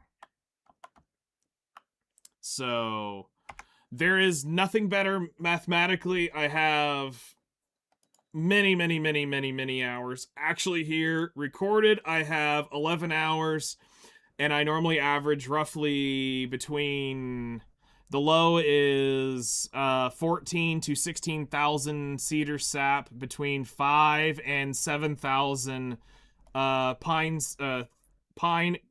and Thuja sap. Pine normally goes between 4 and 5 because I do slightly sometimes skip over it. So that's the full rotation, and this is probably the best. The other one that is for cedar is up here in Hex Sanctuary, and it's ass. This is absolutely fucking ass to deal with. I wouldn't do this at all. This is the best. This is the most dense area to get the most efficient saps possible and get a shit ton of them while doing it. So, and it's a long rotation. You only have to run it a few times before you've completely burned energy. So, it's totally worth doing. That's the best. And then as far as the birch rotation, it's literally just running the Balanos Mountain, strip mining it up and down, is really the only way to do it. So Balanos Mountains, you come over here and you basically start somewhere over here and you just strip mine it doing this. You just go up and down, up and down, up and down, and just kind of keep going through this until you've burned your energy. It's slightly more ash based on this side. It's slightly more birch based on this side. So do keep that in mind. But you will strip mine it. But there are few more ash trees on this side. There's a few more birch trees on this side. The best area if you're going to loop it is you're going to get more birch on the Medea side. You're going to get more ash along the Balanos side. When you loop in here. As far as ash sap, it's you come over here to the Western Gateway and you just strip mine this area, this mountain region through here. You'll run it basically this way, and you're gonna strip for ash right here. Probably the most dense area is this region right in here, but you will want to run this because you will eventually hit yourself on it. The Land of the Boring Light shit is coming up here, and it's ass, but it's up in here is the Thuja Pine rotation, and it's a pain in the dick climbing that mountain. Because you have to go up and down, up and down, up and down, up and down, up and down, and you're running that.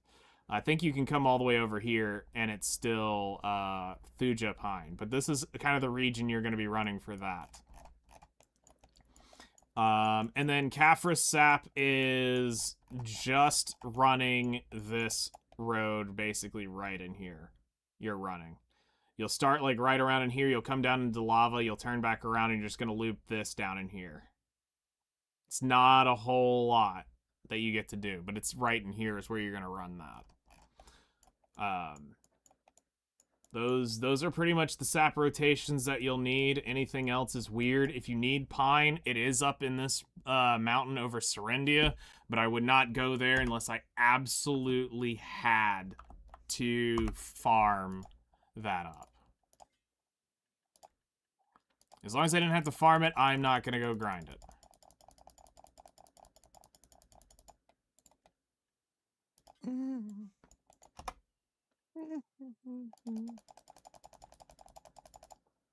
So they did fix something that was pissing me off for a long time in AOS. And what's that? Hopefully. So you know how matchmaking tends to piss off a lot of people in a lot of games? Yeah.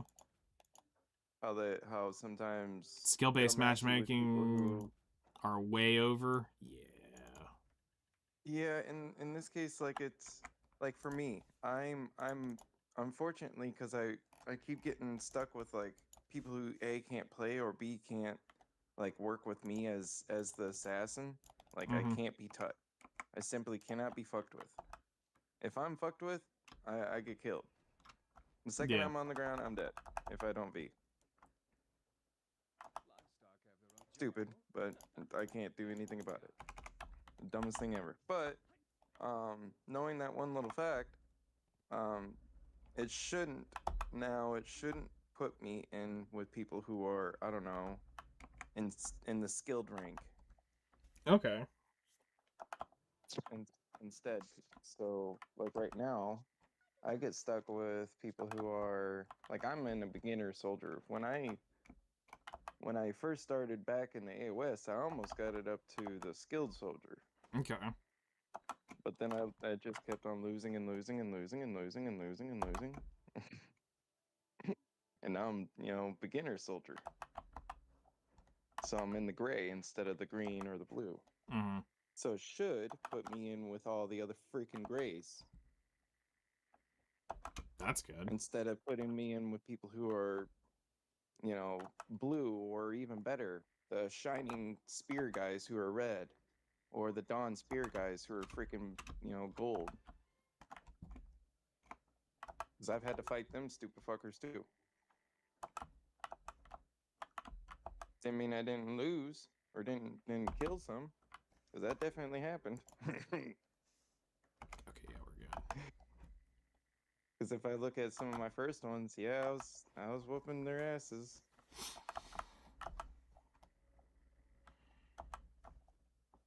So that's some bullshit. Now it should actually like Properly match you.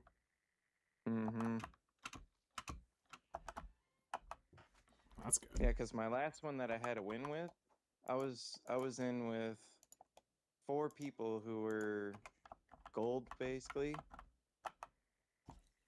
out of the whole match, and the person's third was a blue, and my team's third was me, a gray.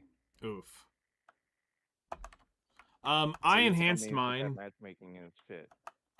Yeah, that's garbage. I enhanced mine. What you need? My Prion accessories. So basically they started as Tri-Manos. I converted the Tri-Manos over, and then I started tapping them up. Now, Prions are definitely a pain in the dick, though, a little bit when it comes to the tapping, because you don't get a stack. It just goes or doesn't until Aggers goes. Yeah.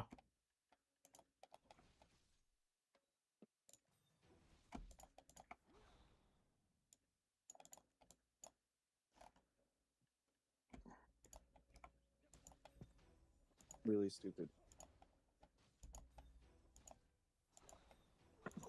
Not that it's a big deal, it's just because the Prion stuff isn't really necessarily all that expensive in crons. And technically you are gonna make something back for what you put in, Yes. Blessing of the crons? What? Okay. I'll take that. You know these I would never raw tap anything. The only thing you raw tap is guaranteed. or things that are like from base to maybe duo. If anything, you're only doing base to maybe duo without crons. If anything past that, you're gonna be cucking yourself. Because more than likely, it's going to super downgrade. At least with our gear, if we even touch it and we go to enhance it and we just happen to do it without crons, it will go back to the base level. It's fucked. Same thing for Fallen God. When you upgrade that, and if you fail going from Pride to Duo, or Duo to Tri, and you didn't cron it, it's going to go back to base. Yep. Everything gets croned. So usually, unfortunately, you just say screw it and use crons. So base to pry won't will just be raw taps, and then Yep.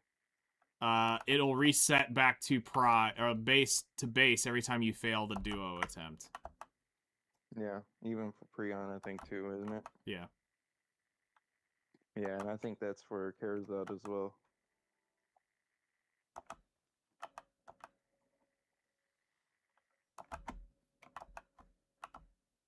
Pretty sure I got those. Yeah, I did. All right.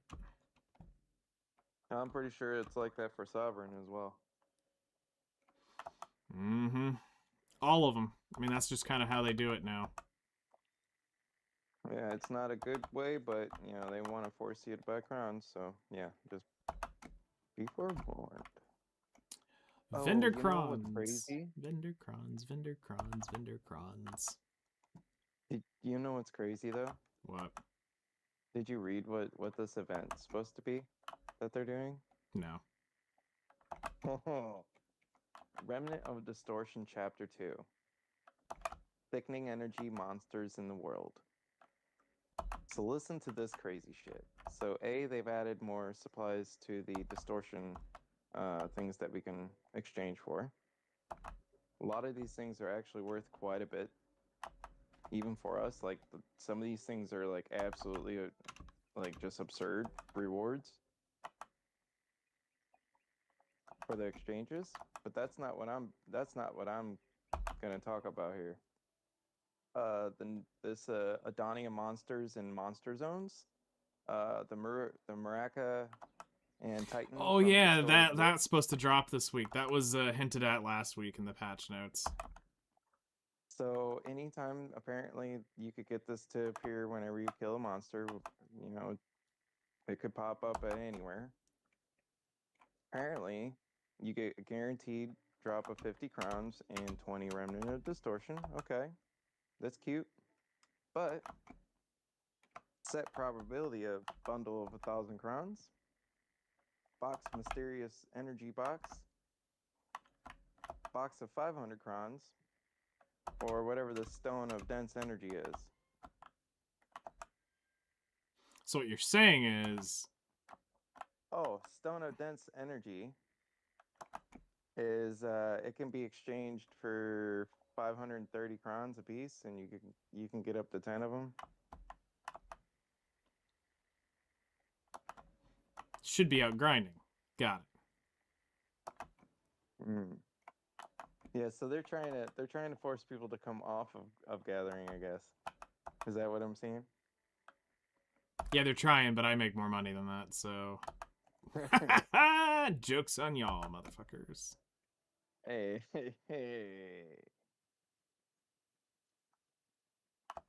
I ain't mad.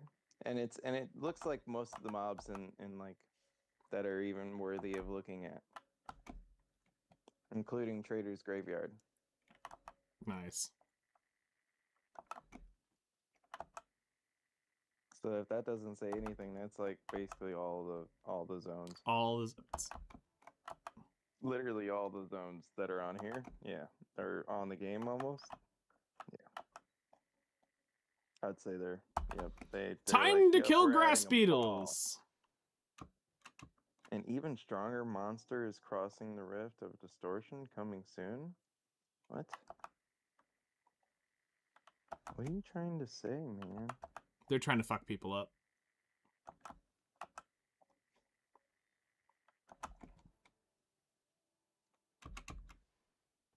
Oh, whenever a stone is obtained, stone of dense energy is obtained by anyone. A special reward for all adventurers.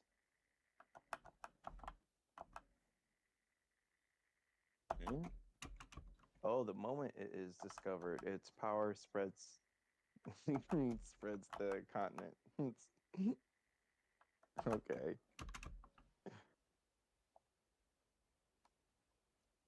So whenever somebody loots that stone, it's gonna give everybody 530 crowns. Nice. And if they do that at least 10 times, there's gonna be 5,300 extra crowns. Okay. Okay. I'm okay with that. All right, pissants, get out there and start grinding. Yeah. You best believe I was already gonna go do that. Because I'm trying to rebuild my energy, and I don't. My other characters don't. They're only halfway right now. They were below 100 when the stupid event started.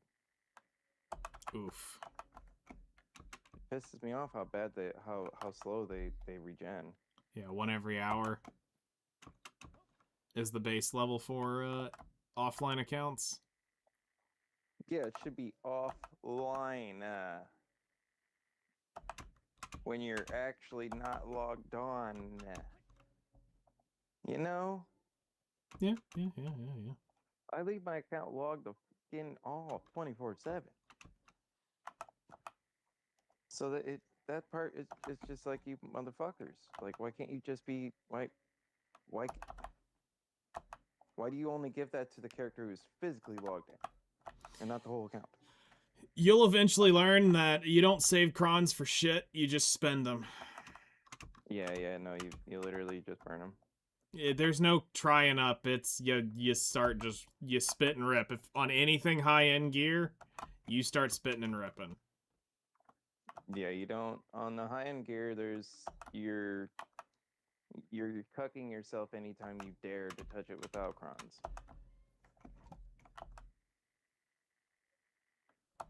Been there, done that. It's more peace of mind. Peace of mind is what that is. And eventually you'll get up to a place like me, someone who doesn't spend money in the game. I almost had the best gear. I'm only a handful of clicks away, right? Only. So yeah, it's basically a 2-to-1 ratio if you do all the pieing. Right there. It's almost a 2-to-1. Mini games and a Frarus aside, obviously.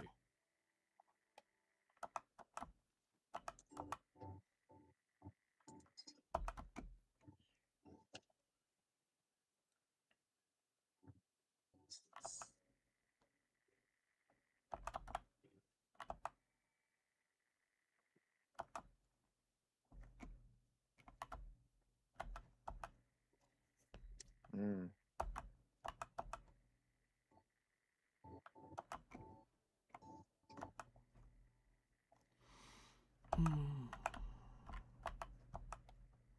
BDO is about to become AFK Online. Just a few short days. Yep. That sounds about right. Yep. We're gonna We got a whole bunch of bullshit to do. Oh yeah. The way we're gonna do it is literal fucking bullshit. What bloods should I craft to start alchemy for Master 1? So, you start with actually the clear liquid reagent and the pure powder reagents are the first thing you're gonna do. You'll probably do that up to artisan just to build up your stockpiles. And then the bloods, you'll want to do Sinner's Blood and Clown's Blood. You want to basically do the 2 cheapest bloods you can make that don't require traces and don't require rarer bloods like the Troll Blood. Not that it's rare, they're easy to get, but it's Tyrant's Blood requires traces. It's just that the trolls are only in one area, and yeah.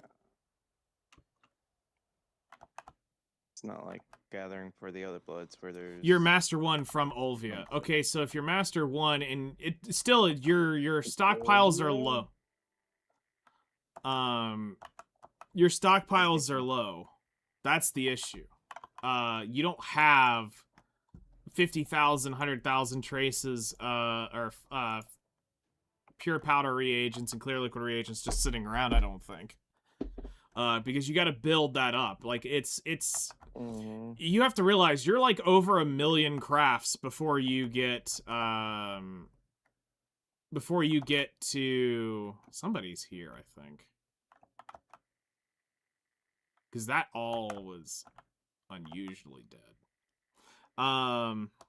Just bloods and saps so far. Well, no, what I'm saying is you've got to do, you're going to have to build your stockpiles to be able to craft the next stage. So you'll have to do a lot of herb gathering. You'll have to do a lot of blood gathering, build those up, get the clear liquids built up, get the pure powders built up, and then next thing you know, you're then you're moving into the lower tier elixirs and doing stuff with those. The next probably EXP step will be doing actually it'd be probably the oils after that. You do oils, and then you'll start the big boy elixirs.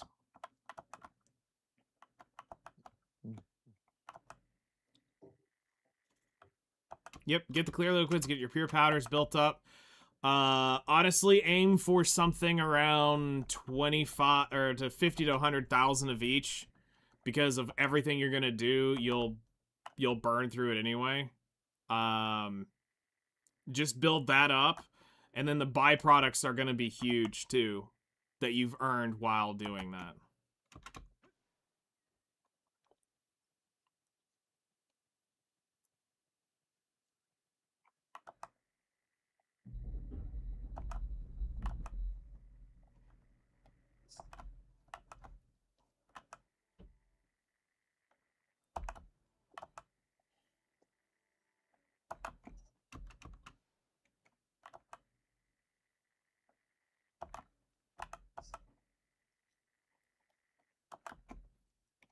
Ooh. Ooh, that's gonna hurt people. I What? didn't realize he had a grab. Who? The Hashashin's Awakening. Hmm. Did not realize that has a grab. He actually has another grab here too. Maybe? No, that's not a grab. Is this one grab? No.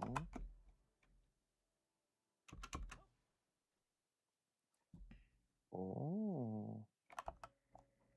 Oh. So yeah, no, he only's got one grab. Okay. Oh, a Faru.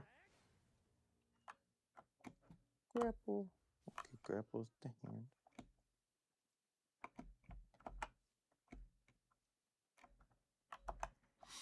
Grapple's the hand.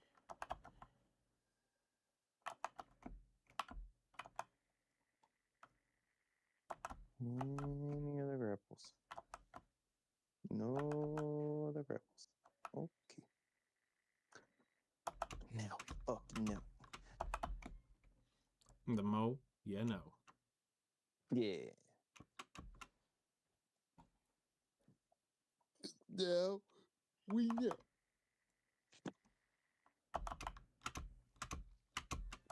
Okay, so Awakening Hashashin gets a grab. Oh, I see what's going on here. Only the Snowfield Cedar is on the faster loop. The Pine is still on the original loop. Oh, okay. That's an interesting change. What do you So, mean? so every other rotation, most of the Pine will come back into rotation. Because several Pine nodes are dead still. They've upped the Well, so Respawn speed? I knew they did the respawn speed for the Snowfield Cedar. Because I didn't have to channel hop anymore. Mm. But because I used to have to channel hop 3 channels before it would come up. So you would do your 3 guild channels, then turn back around, start again, do your 3 guild channels, turn around. But now you don't have to do that. You can just go tag every Snowfield Cedar tree on 1 channel in an infinite loop. So that's a big deal.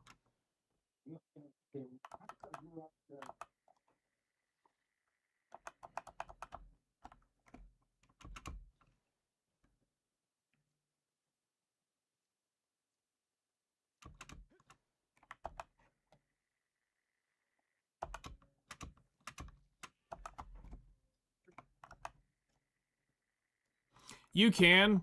There are 4 nodes where you can get it from. So as an eventual worker empire, yes. If not, then just head out to Sand Grain and go buy the purified water.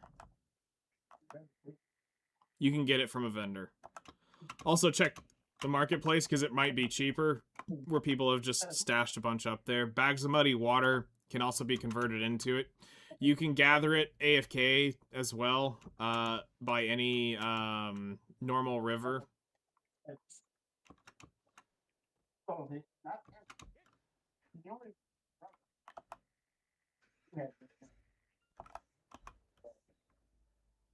Yeah, so it's definitely a difference that second round. Okay.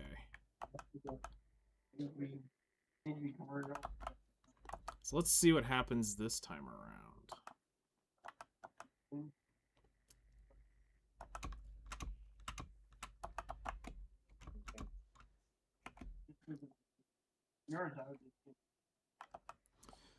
So if we can get more people active, we can maybe attempt to do the guild boss. At least everything but Khan.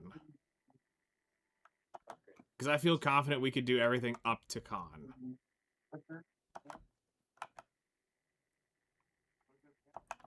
We need more people to join, too. For that event.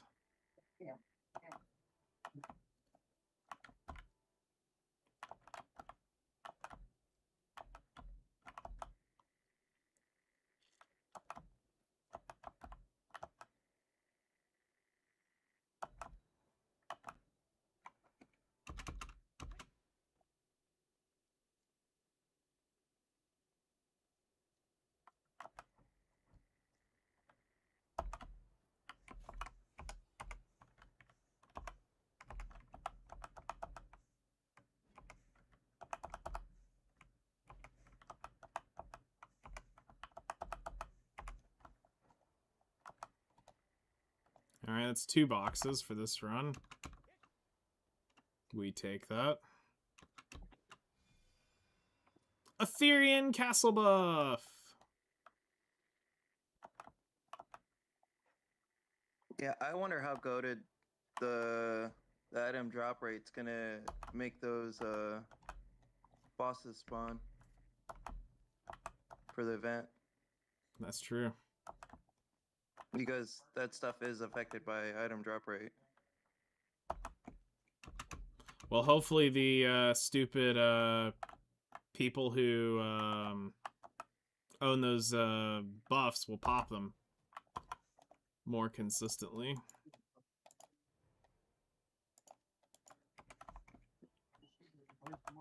I almost want to watch Twitch's, or not Twitch's, but I almost want to watch Choice's stream to see how much it costs or if there's a cost associated to it. I mean, you can look it up in the patch notes where it showed up. It's got to tell you.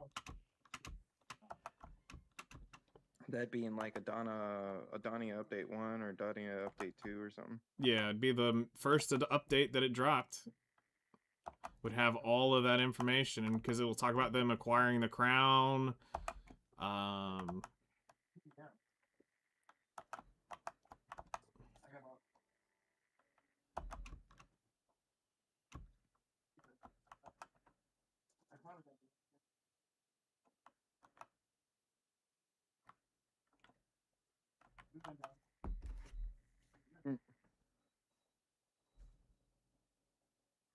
My dad's talking about that stupid V-dub. God, I hate that motherfucker.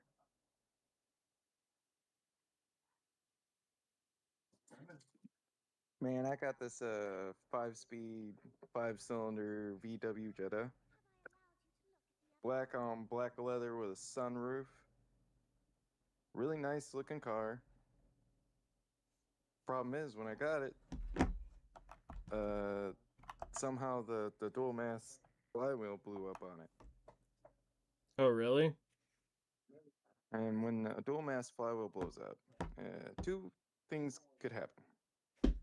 And lots of vehicles that are newer come with these stupid dual mass flywheels on manual transmissions.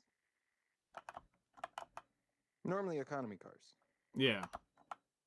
So when a dual mass flywheel blows up, two things could happen. One, it usually over revs the engine or over revs the part itself, which is connected to the transmission. And when that happens, it can A, take out the motor, or B, take out the transmission. Because basically the flywheel was spinning too fucking fast and didn't rev down Mm-hmm. because it disconnected from its inner and outer piece. And it tried to connect to the transmission, and it fucking just jolted itself. And the jolt itself is what causes that abrupt stop. It causes the damage. Oof. So in my case, it took the transmission with it, but not the engine. Seems like the better of the two. It is the better of the two. It is, except for a VW or Audi, because it's the same car, same parts. It's actually same everything. So if you take a A3 Audi and a VW Jetta with the 2.5 and the 5-speed from 2007, they are the exact same car from 2006 to 2010 to 2009, depending on which A4 or A3 it is. Okay. And they have the same suspension. They have the same control arms. They have the same ball joints. They have Everything's the same. They share the underbody structure. The shell on the underbody is the same. So there really is no difference other than the body parts that are connected to it. Okay. So when we had a problem with the transmission, apparently these transmissions are fucking rare. Rare enough that it took me a whole year searching high and goddamn low, hundreds of miles away. Like I was searching up to 600 miles away. Jeez. Trying to find the goddamn transmission. I ended up paying $500 freaking for the stupid transmission in Indy. Got lucky. The transmission seems like it works. It's not crunchy or anything, so we're good there. And I got lucky, and there was an aftermarket part for the flywheel, so I changed the flywheel out to a normal flywheel, a single mass one. So that can't happen again. Never again. And I changed it to a stage 1 clutch. So that way, it will just simply last way longer. It's not like the car is ever going to have any more power than it does now, but it will simply just be more heavy duty. It won't break ever again. Like, usually manufacturers will, like for a clutch, manufacturers will just have it just to the point of where it can handle that horsepower. Which is smart. So it is. But if you have like someone who's a beginner driver or someone who's kind of half-assed good at driving a stick, they're gonna burn their clutch up in like 15 to apparently 30,000 miles. I can't say I've ever did that. Yeah, I feel like it would be pretty tough to burn a clutch with, like, actually knowing how to... You would think. But the average burnout time for a clutch is anywhere from 5,000 to 30,000 miles. Because people don't know how to drive a fucking manual. Like, what do you think it is that Look they're over- doing to it? Like, It's very simple. I mean, they simply just over rev or under rev and not, know the friction point of when, you let off the clutch and then the car starts moving. nah. And, they don't know that you add a little bit of gas. I mean, pinky fucking, put your big toe on that motherfucker, rest it. And it should go. If it don't go, there's a problem with the car. Like, I bet you in your car, you put it in the gear and let the clutch out, and it's trying to go somewhere. Oh, it'll stall out instantly. It will stall on you? Oh, fuck yeah. The Cobra is so fucking aggressive, even at lower RPM. My 04 Mustang Cobra. Mm-hmm. It yeah. I mean, now I can do it, and I can do reverse that way, but first it'll stall out almost instantly without any gas on it. Like, I mean, the idle's Wow. almost not enough. Wow. I've Yeah, only the, choked it twice, so I mean, and then I choked it twice when I first got it, and then my foot slipped off one day because my shoe was wet, and it slipped off the clutch to the side, and I stalled it. Yep, I know that And- feeling right there. And outside that, no, I almost never have stalled that car. The Cobra is 610 horsepower right now Mhm. with a supercharger. It's got a 140 mil throttle body and a smaller pulley on the supercharger, the smallest one that you can put on it. Nice. So it makes boosties. It makes whiny noises. Well, I would imagine. It's a very whiny bitch. Like when this thing starts even barely getting up on the supercharger whine, you hear that sucker from a block or two away. You'd be like, "What is that? Fucking fire-breathing dragon? What's going on?" That is the sounds of freedom in America. That's what I usually say. That, sir, is the sound of freedom. That's the sound of Guns, $20 eagle. burning instantaneously out your exhaust. One. Surprisingly enough, the Cobra gets mid-20s in gas mileage. That's not bad. That's about as much as the GT does. That's pretty good.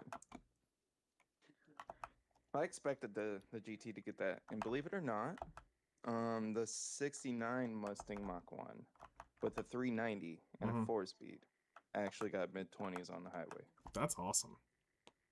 because that's what we were getting every time we drove it the fuck around.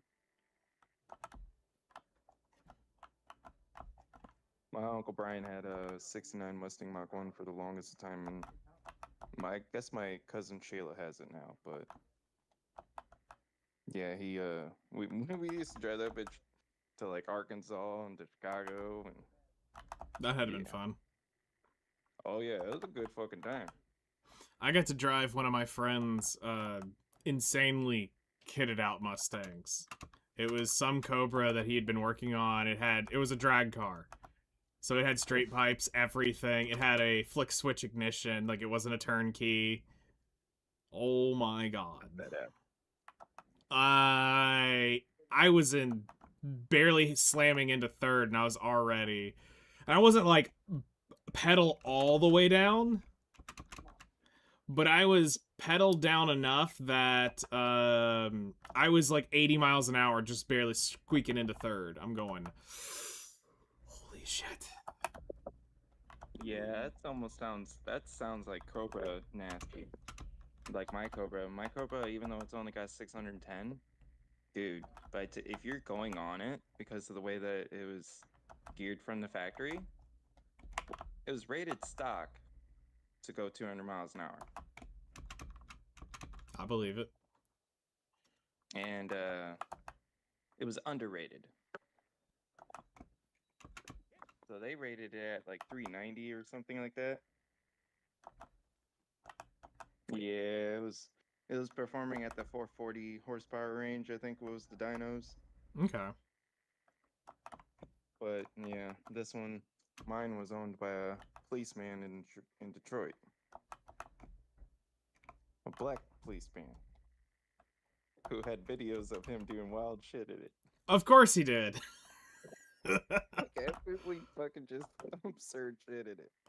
Like, what are you doing? He's like, well, When you know the have a car laws. like this, you gotta have fun. Yeah. And you know the law, like, and you know how to talk yourself out of a ticket too.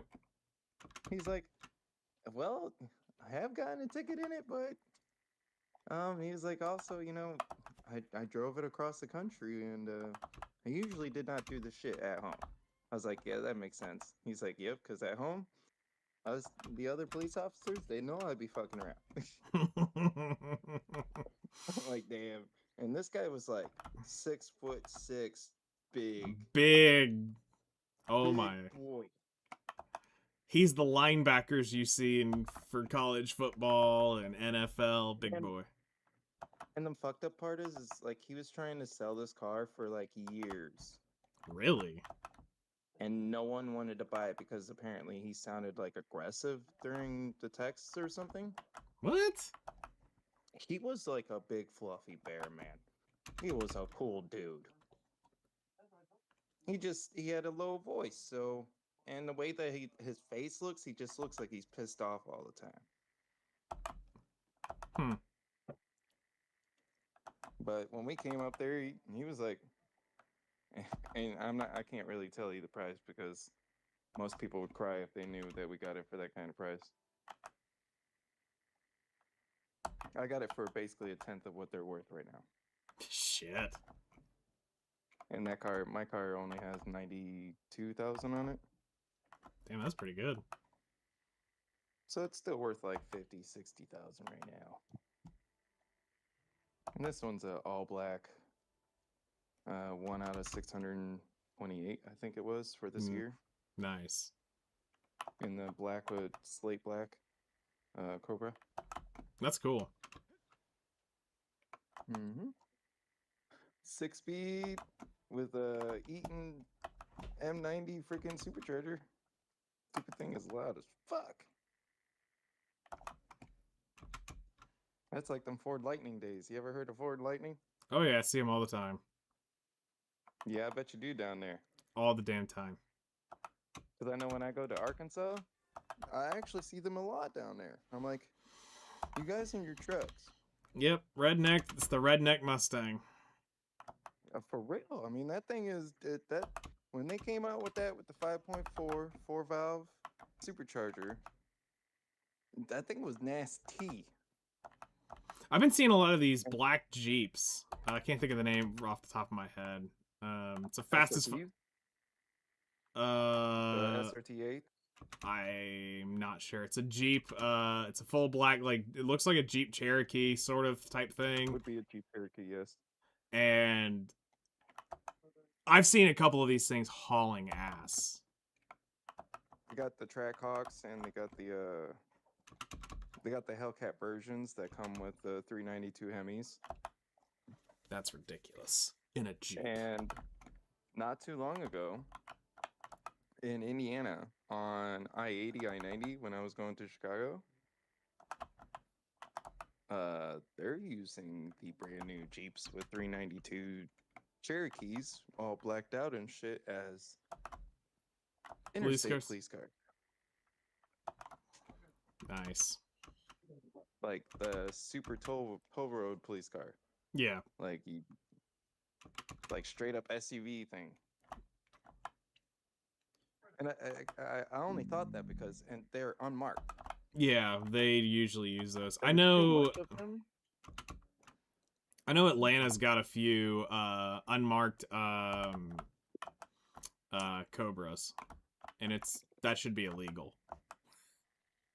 Because you see it without, like, at first glance, you're gonna go, oh yeah, that's somebody's tricked out Mustang. Then you look carefully, and then you see the light kit on it, and you're going, oh, you son of a bitch. Yep, GSP does not fuck around. What are the two states that the police use actual like impounded cars and swip them over, and B are the ones that you do not want to run away from? GSP and ASP. Georgia State Police and Arkansas State Police. Yeah, they'll bloodhound They you. will fuck your ass up. Although they don't And chase not- motorcycles. That's the one thing they don't really do around here. It's a pretty wide accepted they'll- thing. They don't try to do it because they say it ends in more deaths, and they'd rather.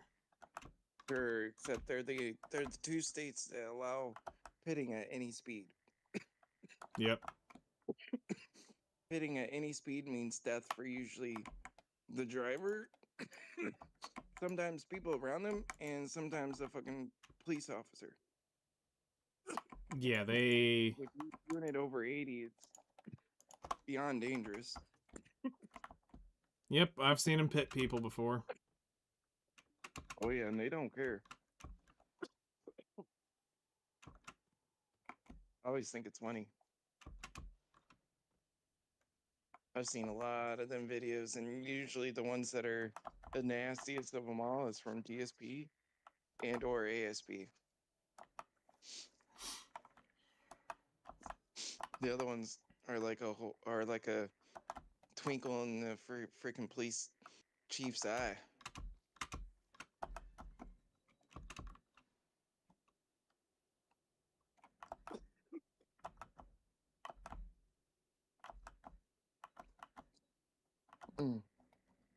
Yeah, my Mustang needs tires though. And I can't even buy. The worst part for the Mustang is anything past 10% or 20% of throttle, you're spinning tires. Oh, I can imagine. Like, I bark mine just trying to get off hills and shit, not like trying to like rip it. I can bark them, and I'm like, fuck. Yup. Yeah, that happens with me in the Subaru. I'll be just trying to do something, and next thing you know, I'm like, fuck, my bad. Yeah, because I took my mom to eat one day, and we were in the Mustang, and I was like, I was coming off the hill, and she's like, "Why are you driving so fast?" I'm like, "I just got it off the hill." She's like, "Well, you squeaked your." I'm like, "Do you realize that this, like, I'm on a hill, I'm rear-wheel drive, and at like 2,800 RPMs, I can still spin the back tires, not like trying to redline it. I can redline I think if I was to really dig it, like fully dig into it, I'd be willing to bet I could probably still keep it spinning in third. Yes. Fourth is when it would fully grip, and then you're getting thrown. Yeah. It should be able to do it into third at 400 and I think whatever it was that the thing came with. It's like 410, 420, somewhere in there. Yeah, it was a pretty decent motor when that 5.0 first came out. Or came back out, because like they're pretty much indestructible. Like a lot of people don't understand, but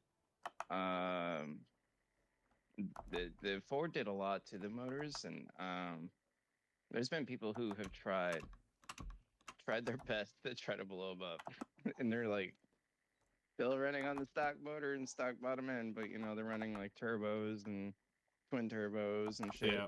nitrous, and doing pretty good.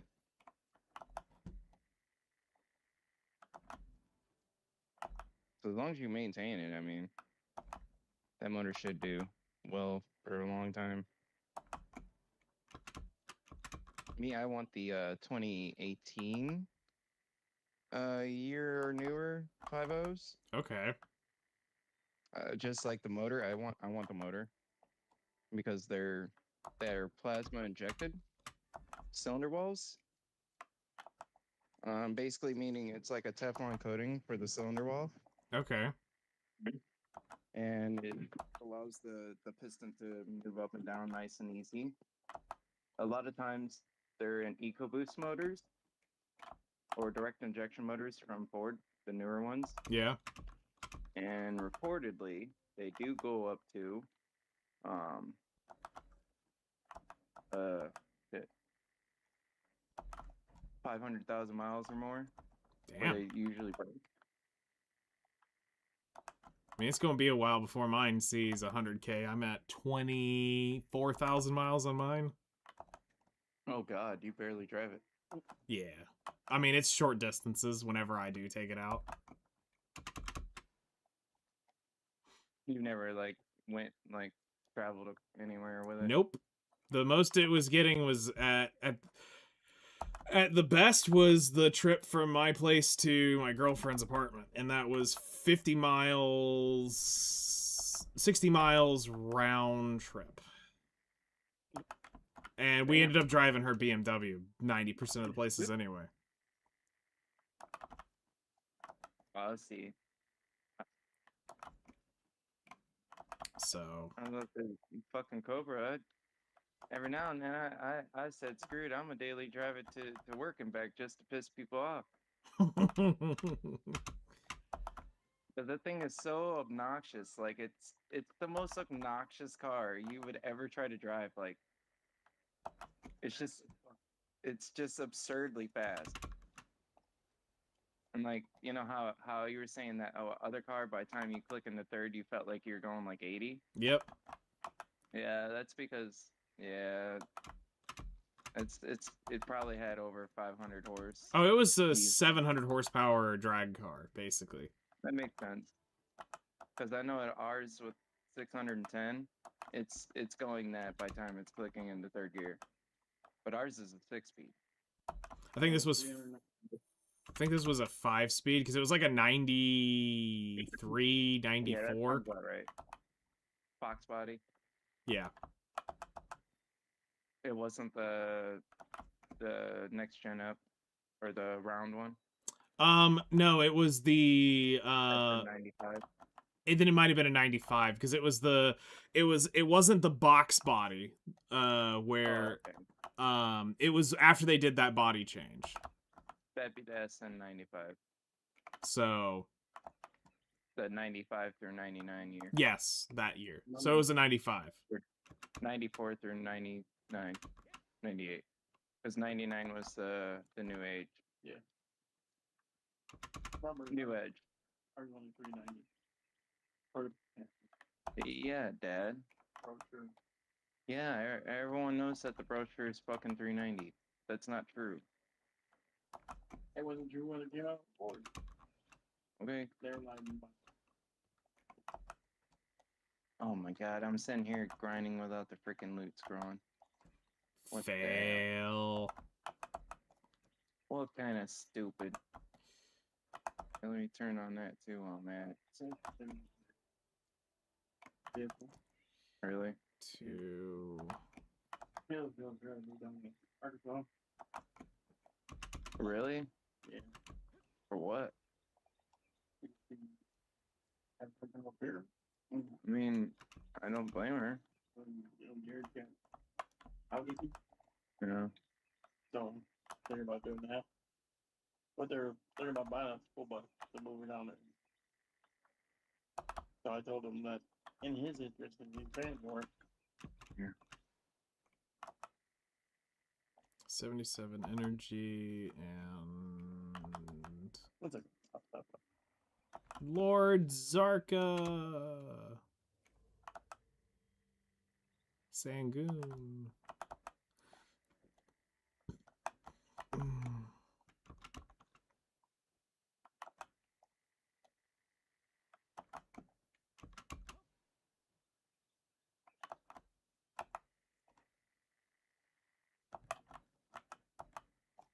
Almost done.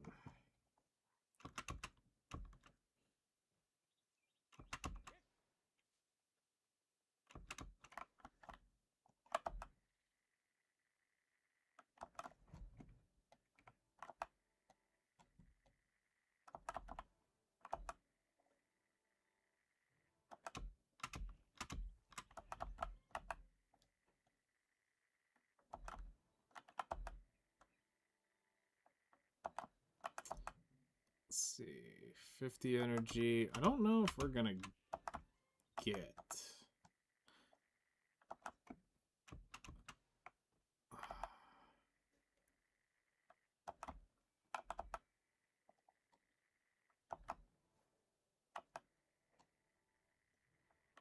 We might make it.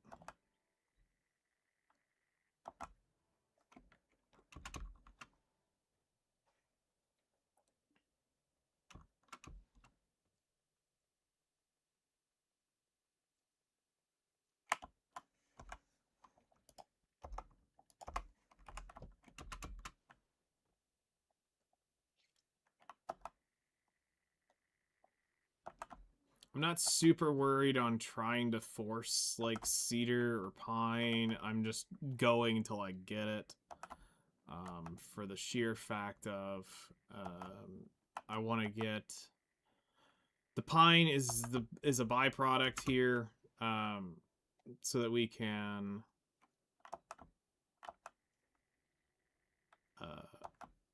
not have to go grind it. But I'm also sitting here going, am I going to get this guild quest done with 39 energy? That's what I've been kind of worried about. I can always go grab somebody real quick and go do anything to get the powder.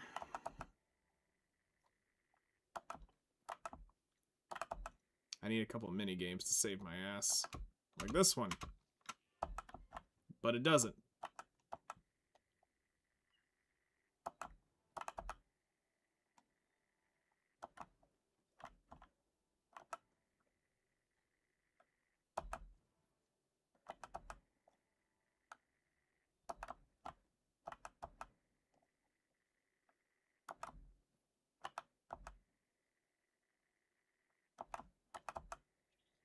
I got 40 more to go with 30 energy. Yeah, we need a mini game to save us.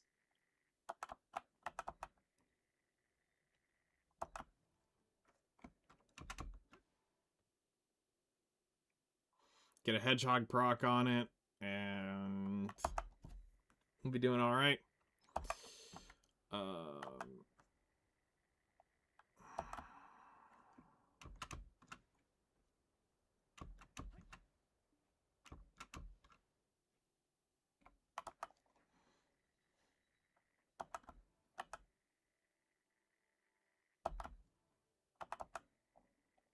So we've gotten 4 golden chests on him, which is a pretty decent run.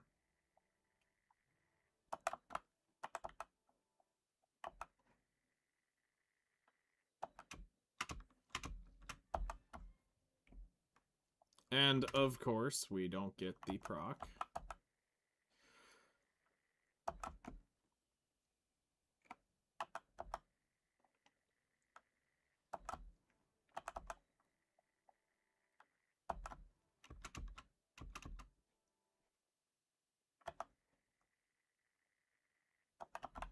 Tonight's Agris will be burned on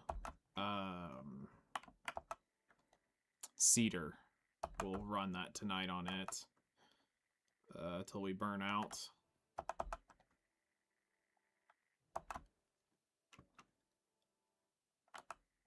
All right, I need one of those event buffs to come show up. We're running out of shit.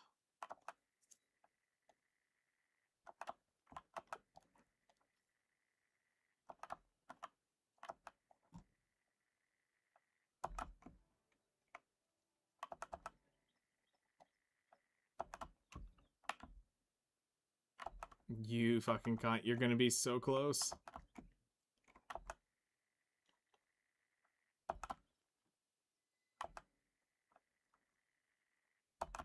There we go. And my energy ticked. Alright, we're saved. I'll get the guild quest done.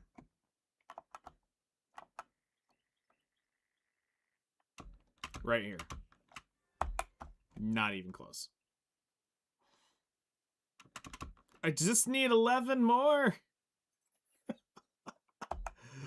Give it to me. 3, 5. I need 6 more. 3 more. 1 more, you bitch. Fucking rimming me.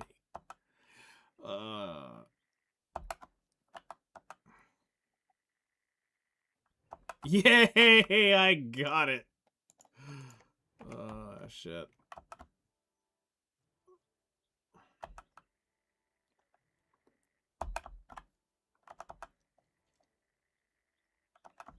All right, we're done. So that was a pretty good hour. 3,900 pine. So it is available a good bit, but we don't get it a lot. Like, there's a lot here, but it's not like you're gonna 2-to-1 it consistently. That first run, you're 2-to-1. But after that, no. Not even close. Okay, so let's record this hour and see here. Snowfield Cedar Sap. Add. So we did 700 energy. We got 18,637.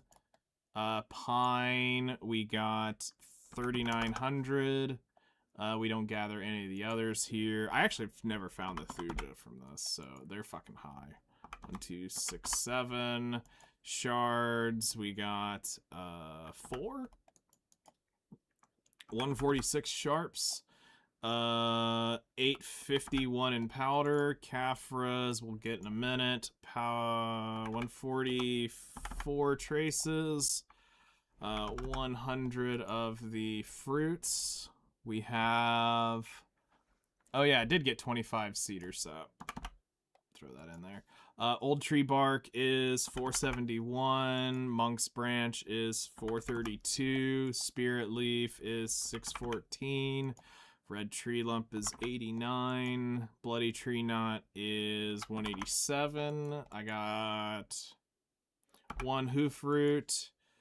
32 lilas petals. None of the blackstones. I didn't use energy. We didn't get any. Actually, we did. We got 4 of them. No artifacts. I got 4 golden chests. And then we got 131 of the pity pieces. So that was, if we take out the saps, we got 2.1 billion silver that hour on grinding that. So not too shabby. Not too shabby at all. Oh yeah, Caphras. We do this almost every time. Edit Caphras is 40. So 2.1, so almost 2.2 bill an hour.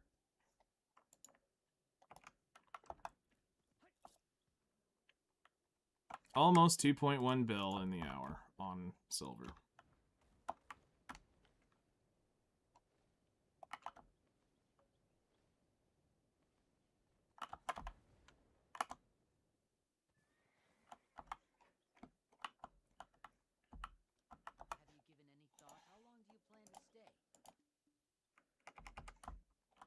Cool.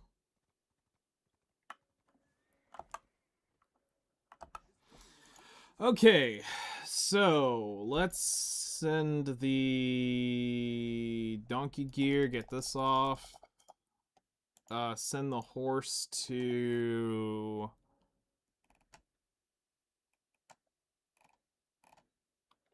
I'll send it to Grana because I'm going to try to get it on the Dracon... Or not the Draconia, the...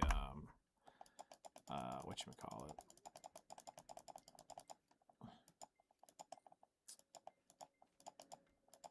And try to do this on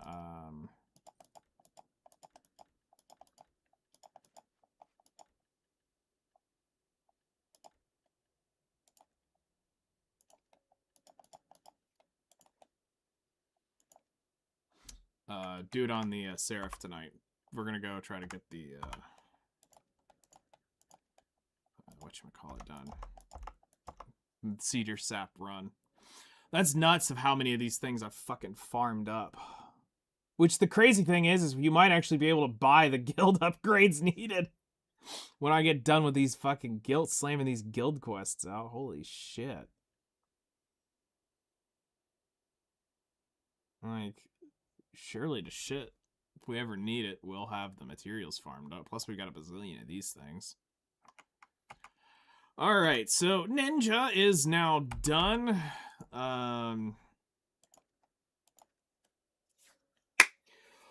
That's gonna be it before podcast tonight. Well, or before we stream before the podcast tonight. We're only gonna do, depending on what time I get back, we'll do a run.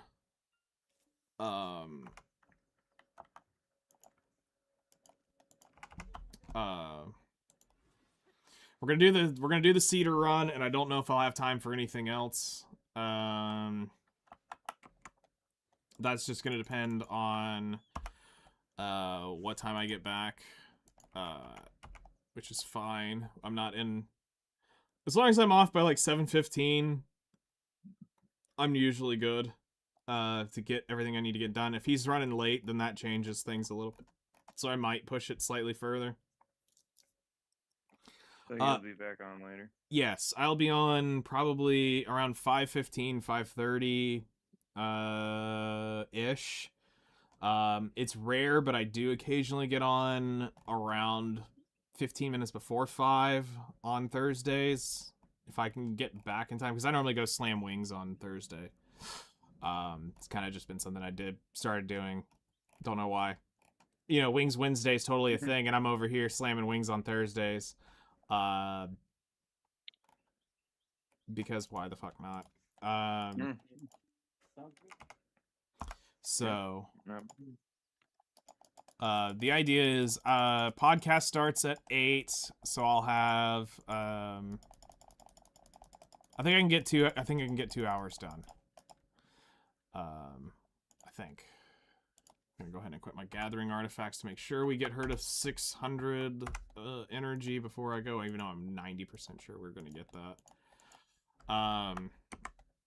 Real quick, let's see. I got 3,000. I can buy one more box. I'll save it. I can't wait. A whole bunch more boxes up there too, apparently. Yeah, so they added 2 more boxes of the premium enhancement boxes. They added 1 more hammer, and then they added the breath health coupon. Then they added the maids they've added, and then they added the color your adventure support.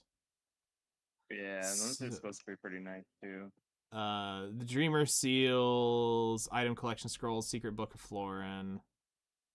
Yeah, those are supposed to be pretty nice, because that Dreamer Seal you can turn in for one of those ultimate boxes. Nice. Oh shit! Choose your skill, pet exchange, Theozorb. So there you go. There's somebody being able to upgrade their pet. We also got, they've added perfumes of Deep Sea, which is going to be great.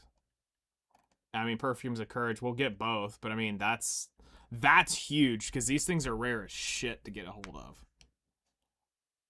Yeah. Yeah, the Dreamer Seals right there. The only way that you're getting those is by doing PvP. Yeah. Or Coral. But good fucking luck. Good fucking luck. What do you need for them?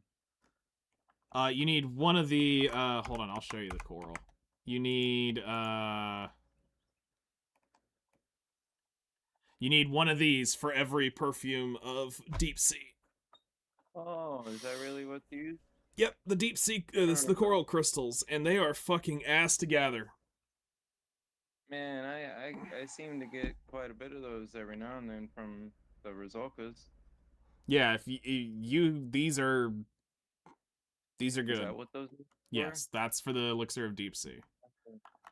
So, The more you know. The mo you know, yeah. So yeah, we'll be on here as soon as possible, and we'll continue on our grind towards Saps. Actually, let's just go ahead and grab the updated sap number, just because I'm curious. Where did we get with this? And then we'll go. With those saps, where you at with the seeps? So Snowfield Cedar is now at 69,000 giggity 870. So I need 14,000 more saps. So I need one more run of that, and we're done, which is cool. So let's see here. Snowfield Cedar. Yeah, I need one more run for Snowfield Cedar. And Pine. We didn't really get a ton of Pine, but I mean, it adds up. So let's see here. It was 42. So we're now at 46,000 on Pine. 46,445. We need 13,000 more Pine, which between the 3 rounds of Cedar Sap I have to do, plus this other one, that's pretty much guaranteed. Like I said, I know where to go if I absolutely have to tunnel vision Pine. It's typically the Serendia Mountains is a great place to go. Also, it's pretty heavy here in Hex. Up here in the mountains above Bear. It's pretty heavy up in here if you want to do some Pine. But the Serendia basically above Zarka, that's mostly Pine, I believe, up in here. So you can get it really, really easy if you have to. I was about to say that one spot by the Serendian Shrine is stupid. Yeah. And this is not one that you normally have to go grind, especially with the way I've designed it, because I've been really over the year and a half I was working on developing where to get this shit and min-max it. It seemed like with my node workers running the nodes that I had, with the workers that I had, with the approach that I took to gathering it, I didn't need, as long as I did the right spots and minus a Fuaru fucking me up, as long as it evens out and you get kind of an Afuaru across all of them at some point, then you're not really imbalanced, but it may come out to where it's a Fuaru difference and it's like 2,000-3,000 sap. Okay, go gather that real quick. That's not a big deal. Mm-hmm. So we'll try to do one round of Cedar tonight. And who do I have left? So let's write the names down so I can just kind of keep track of who's who at this point. And these are just max energies that I can use. So I have Goth Mommy Milkers.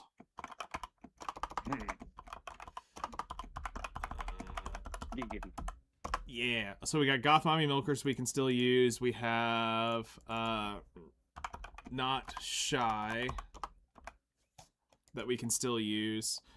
Tamer of Sleuts we can still use. Let's see here. We have Paladin, Kendra.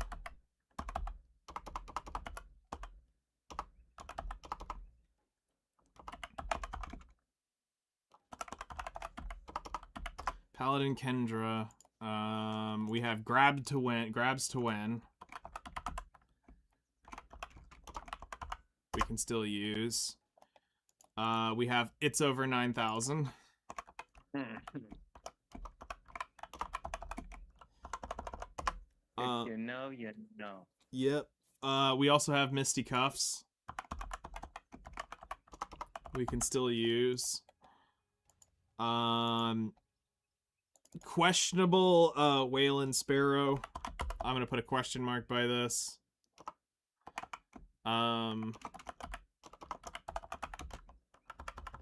I don't know if I want to crack that, because I mean she's still got the matchlock buffs and everything on her, so I don't know if I want to waste those. We have Banana Daddy. Banana Daddy to still use. And, oh yeah, Dose of D's Nuts. Yeah, those are these nuts. D's Nuts. Got him. Got Kendra Frostbane. Alright, so I got Kendra still.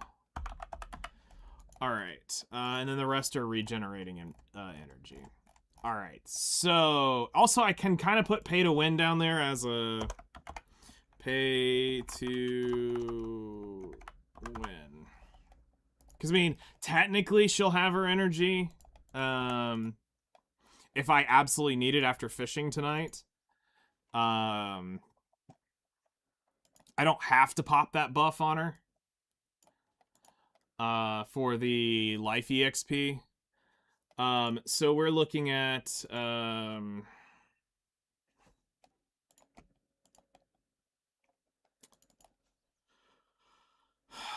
628 times 12 characters, right?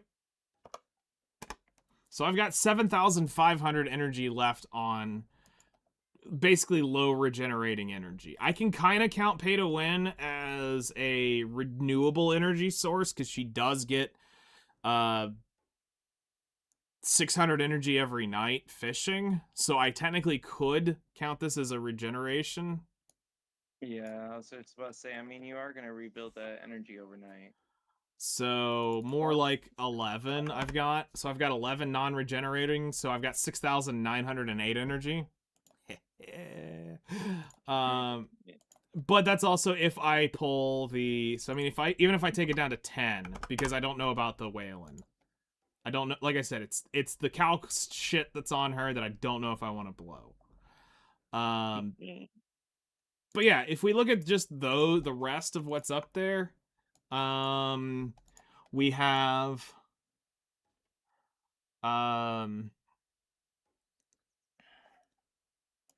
I can send Goth Mommy down to go do Snowfield Cedar, so I could get Snowfield on you.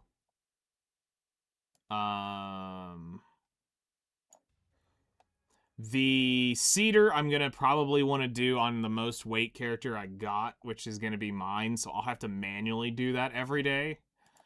Ash can go on just about anybody. I can bring Not Shy up there if I wanted. But I'm going to keep her off to the side. Let's see here. Your Tamer of Sleuths is in Heidel. I can easily get that to Ash Sap.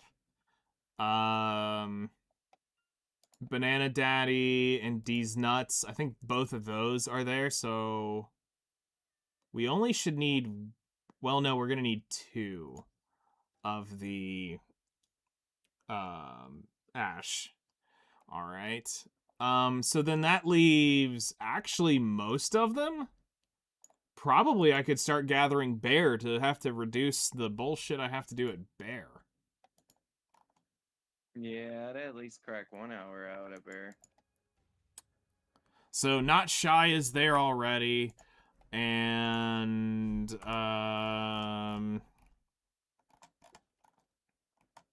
actually let's just go to the other list. Calpheon, so who's in there? So I know Not Shy's there. Grabs to Win should be down there. Adosa D's Nuts is in Bear. Okay. So Already D's, at Bear. yeah, What he's team already are at, you? yep, he's already there, so I'll move him. So I'll put, let's see here. So yeah, D's Nuts is already there. So that's 2 people down there.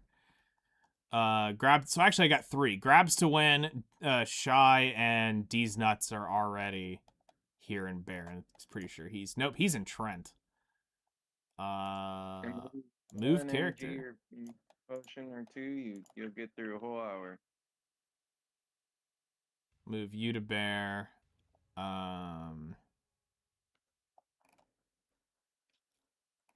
Yeah, that's so we'll pop those. But that's what you'll have to do, right? You'll eventually have to pop an energy potion at one point or another in your hour. Yeah, gathering Most Bear, of I the- will be running. I'll run Drots to get 1 hour, or not the Drots, but the XL Energy energy. Yeah, recovery. the XL energies that I have. I'll just be popping those. So Paladin, I'll move to. Let me find where she's at and move her. I'll move her up there to Ash Sap, which I think she may already be up there. Nope, she's in Mountain of Eternal Winter. I do need, well, I'm going to move Goth Mommy Milkers down there. So let's move you to Velia. Move Oh, you. dude, my all attack power right now is at 1826. That's nasty.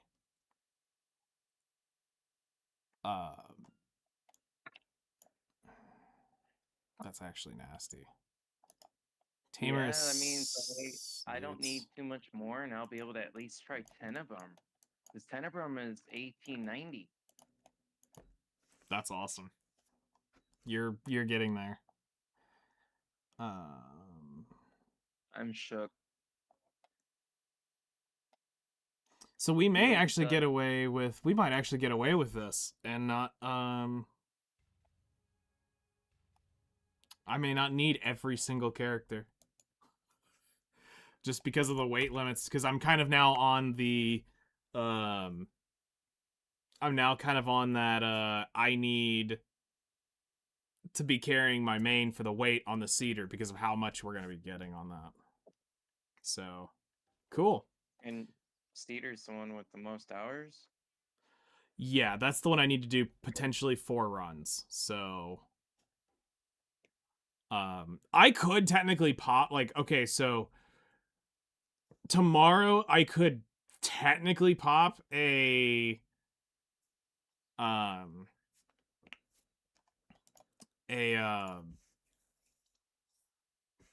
the Miraculous Medicine, the 3-hour buff, and I could technically go chill out there for most of the stream tomorrow and potentially pull out most of that. That's what she said. Yes. The issue is the wait. If I'm going to record it, is going to be an issue. I'll have to go to the manor at some point, which is not a big deal because, like, we use Elton, or not Elton, but Adanya as the temporary storage for that shit. Because it's the only thing I'm not using anything for. Like, so it's easy to find the mats. So I could just be dumping everything in there, and we just slam out. Because it's saying I need 3.8 hours of cedar at 14.8. But I will use Agris tonight, and that'll get me maybe 17. But it looks like I will need 4 hours there. So we'll just see how they go, how the Fuarus pop. Yeah, it's good. Good price bus, actually. And 30 foot stripped out. So, all right. It's actually a new bus. Well, I'm going to get off and go get some shit done. We'll try to be back on around 5. I'll be off by 7:15 for the podcast. And, yeah, so enjoy your afternoons, and I'll see y'all later.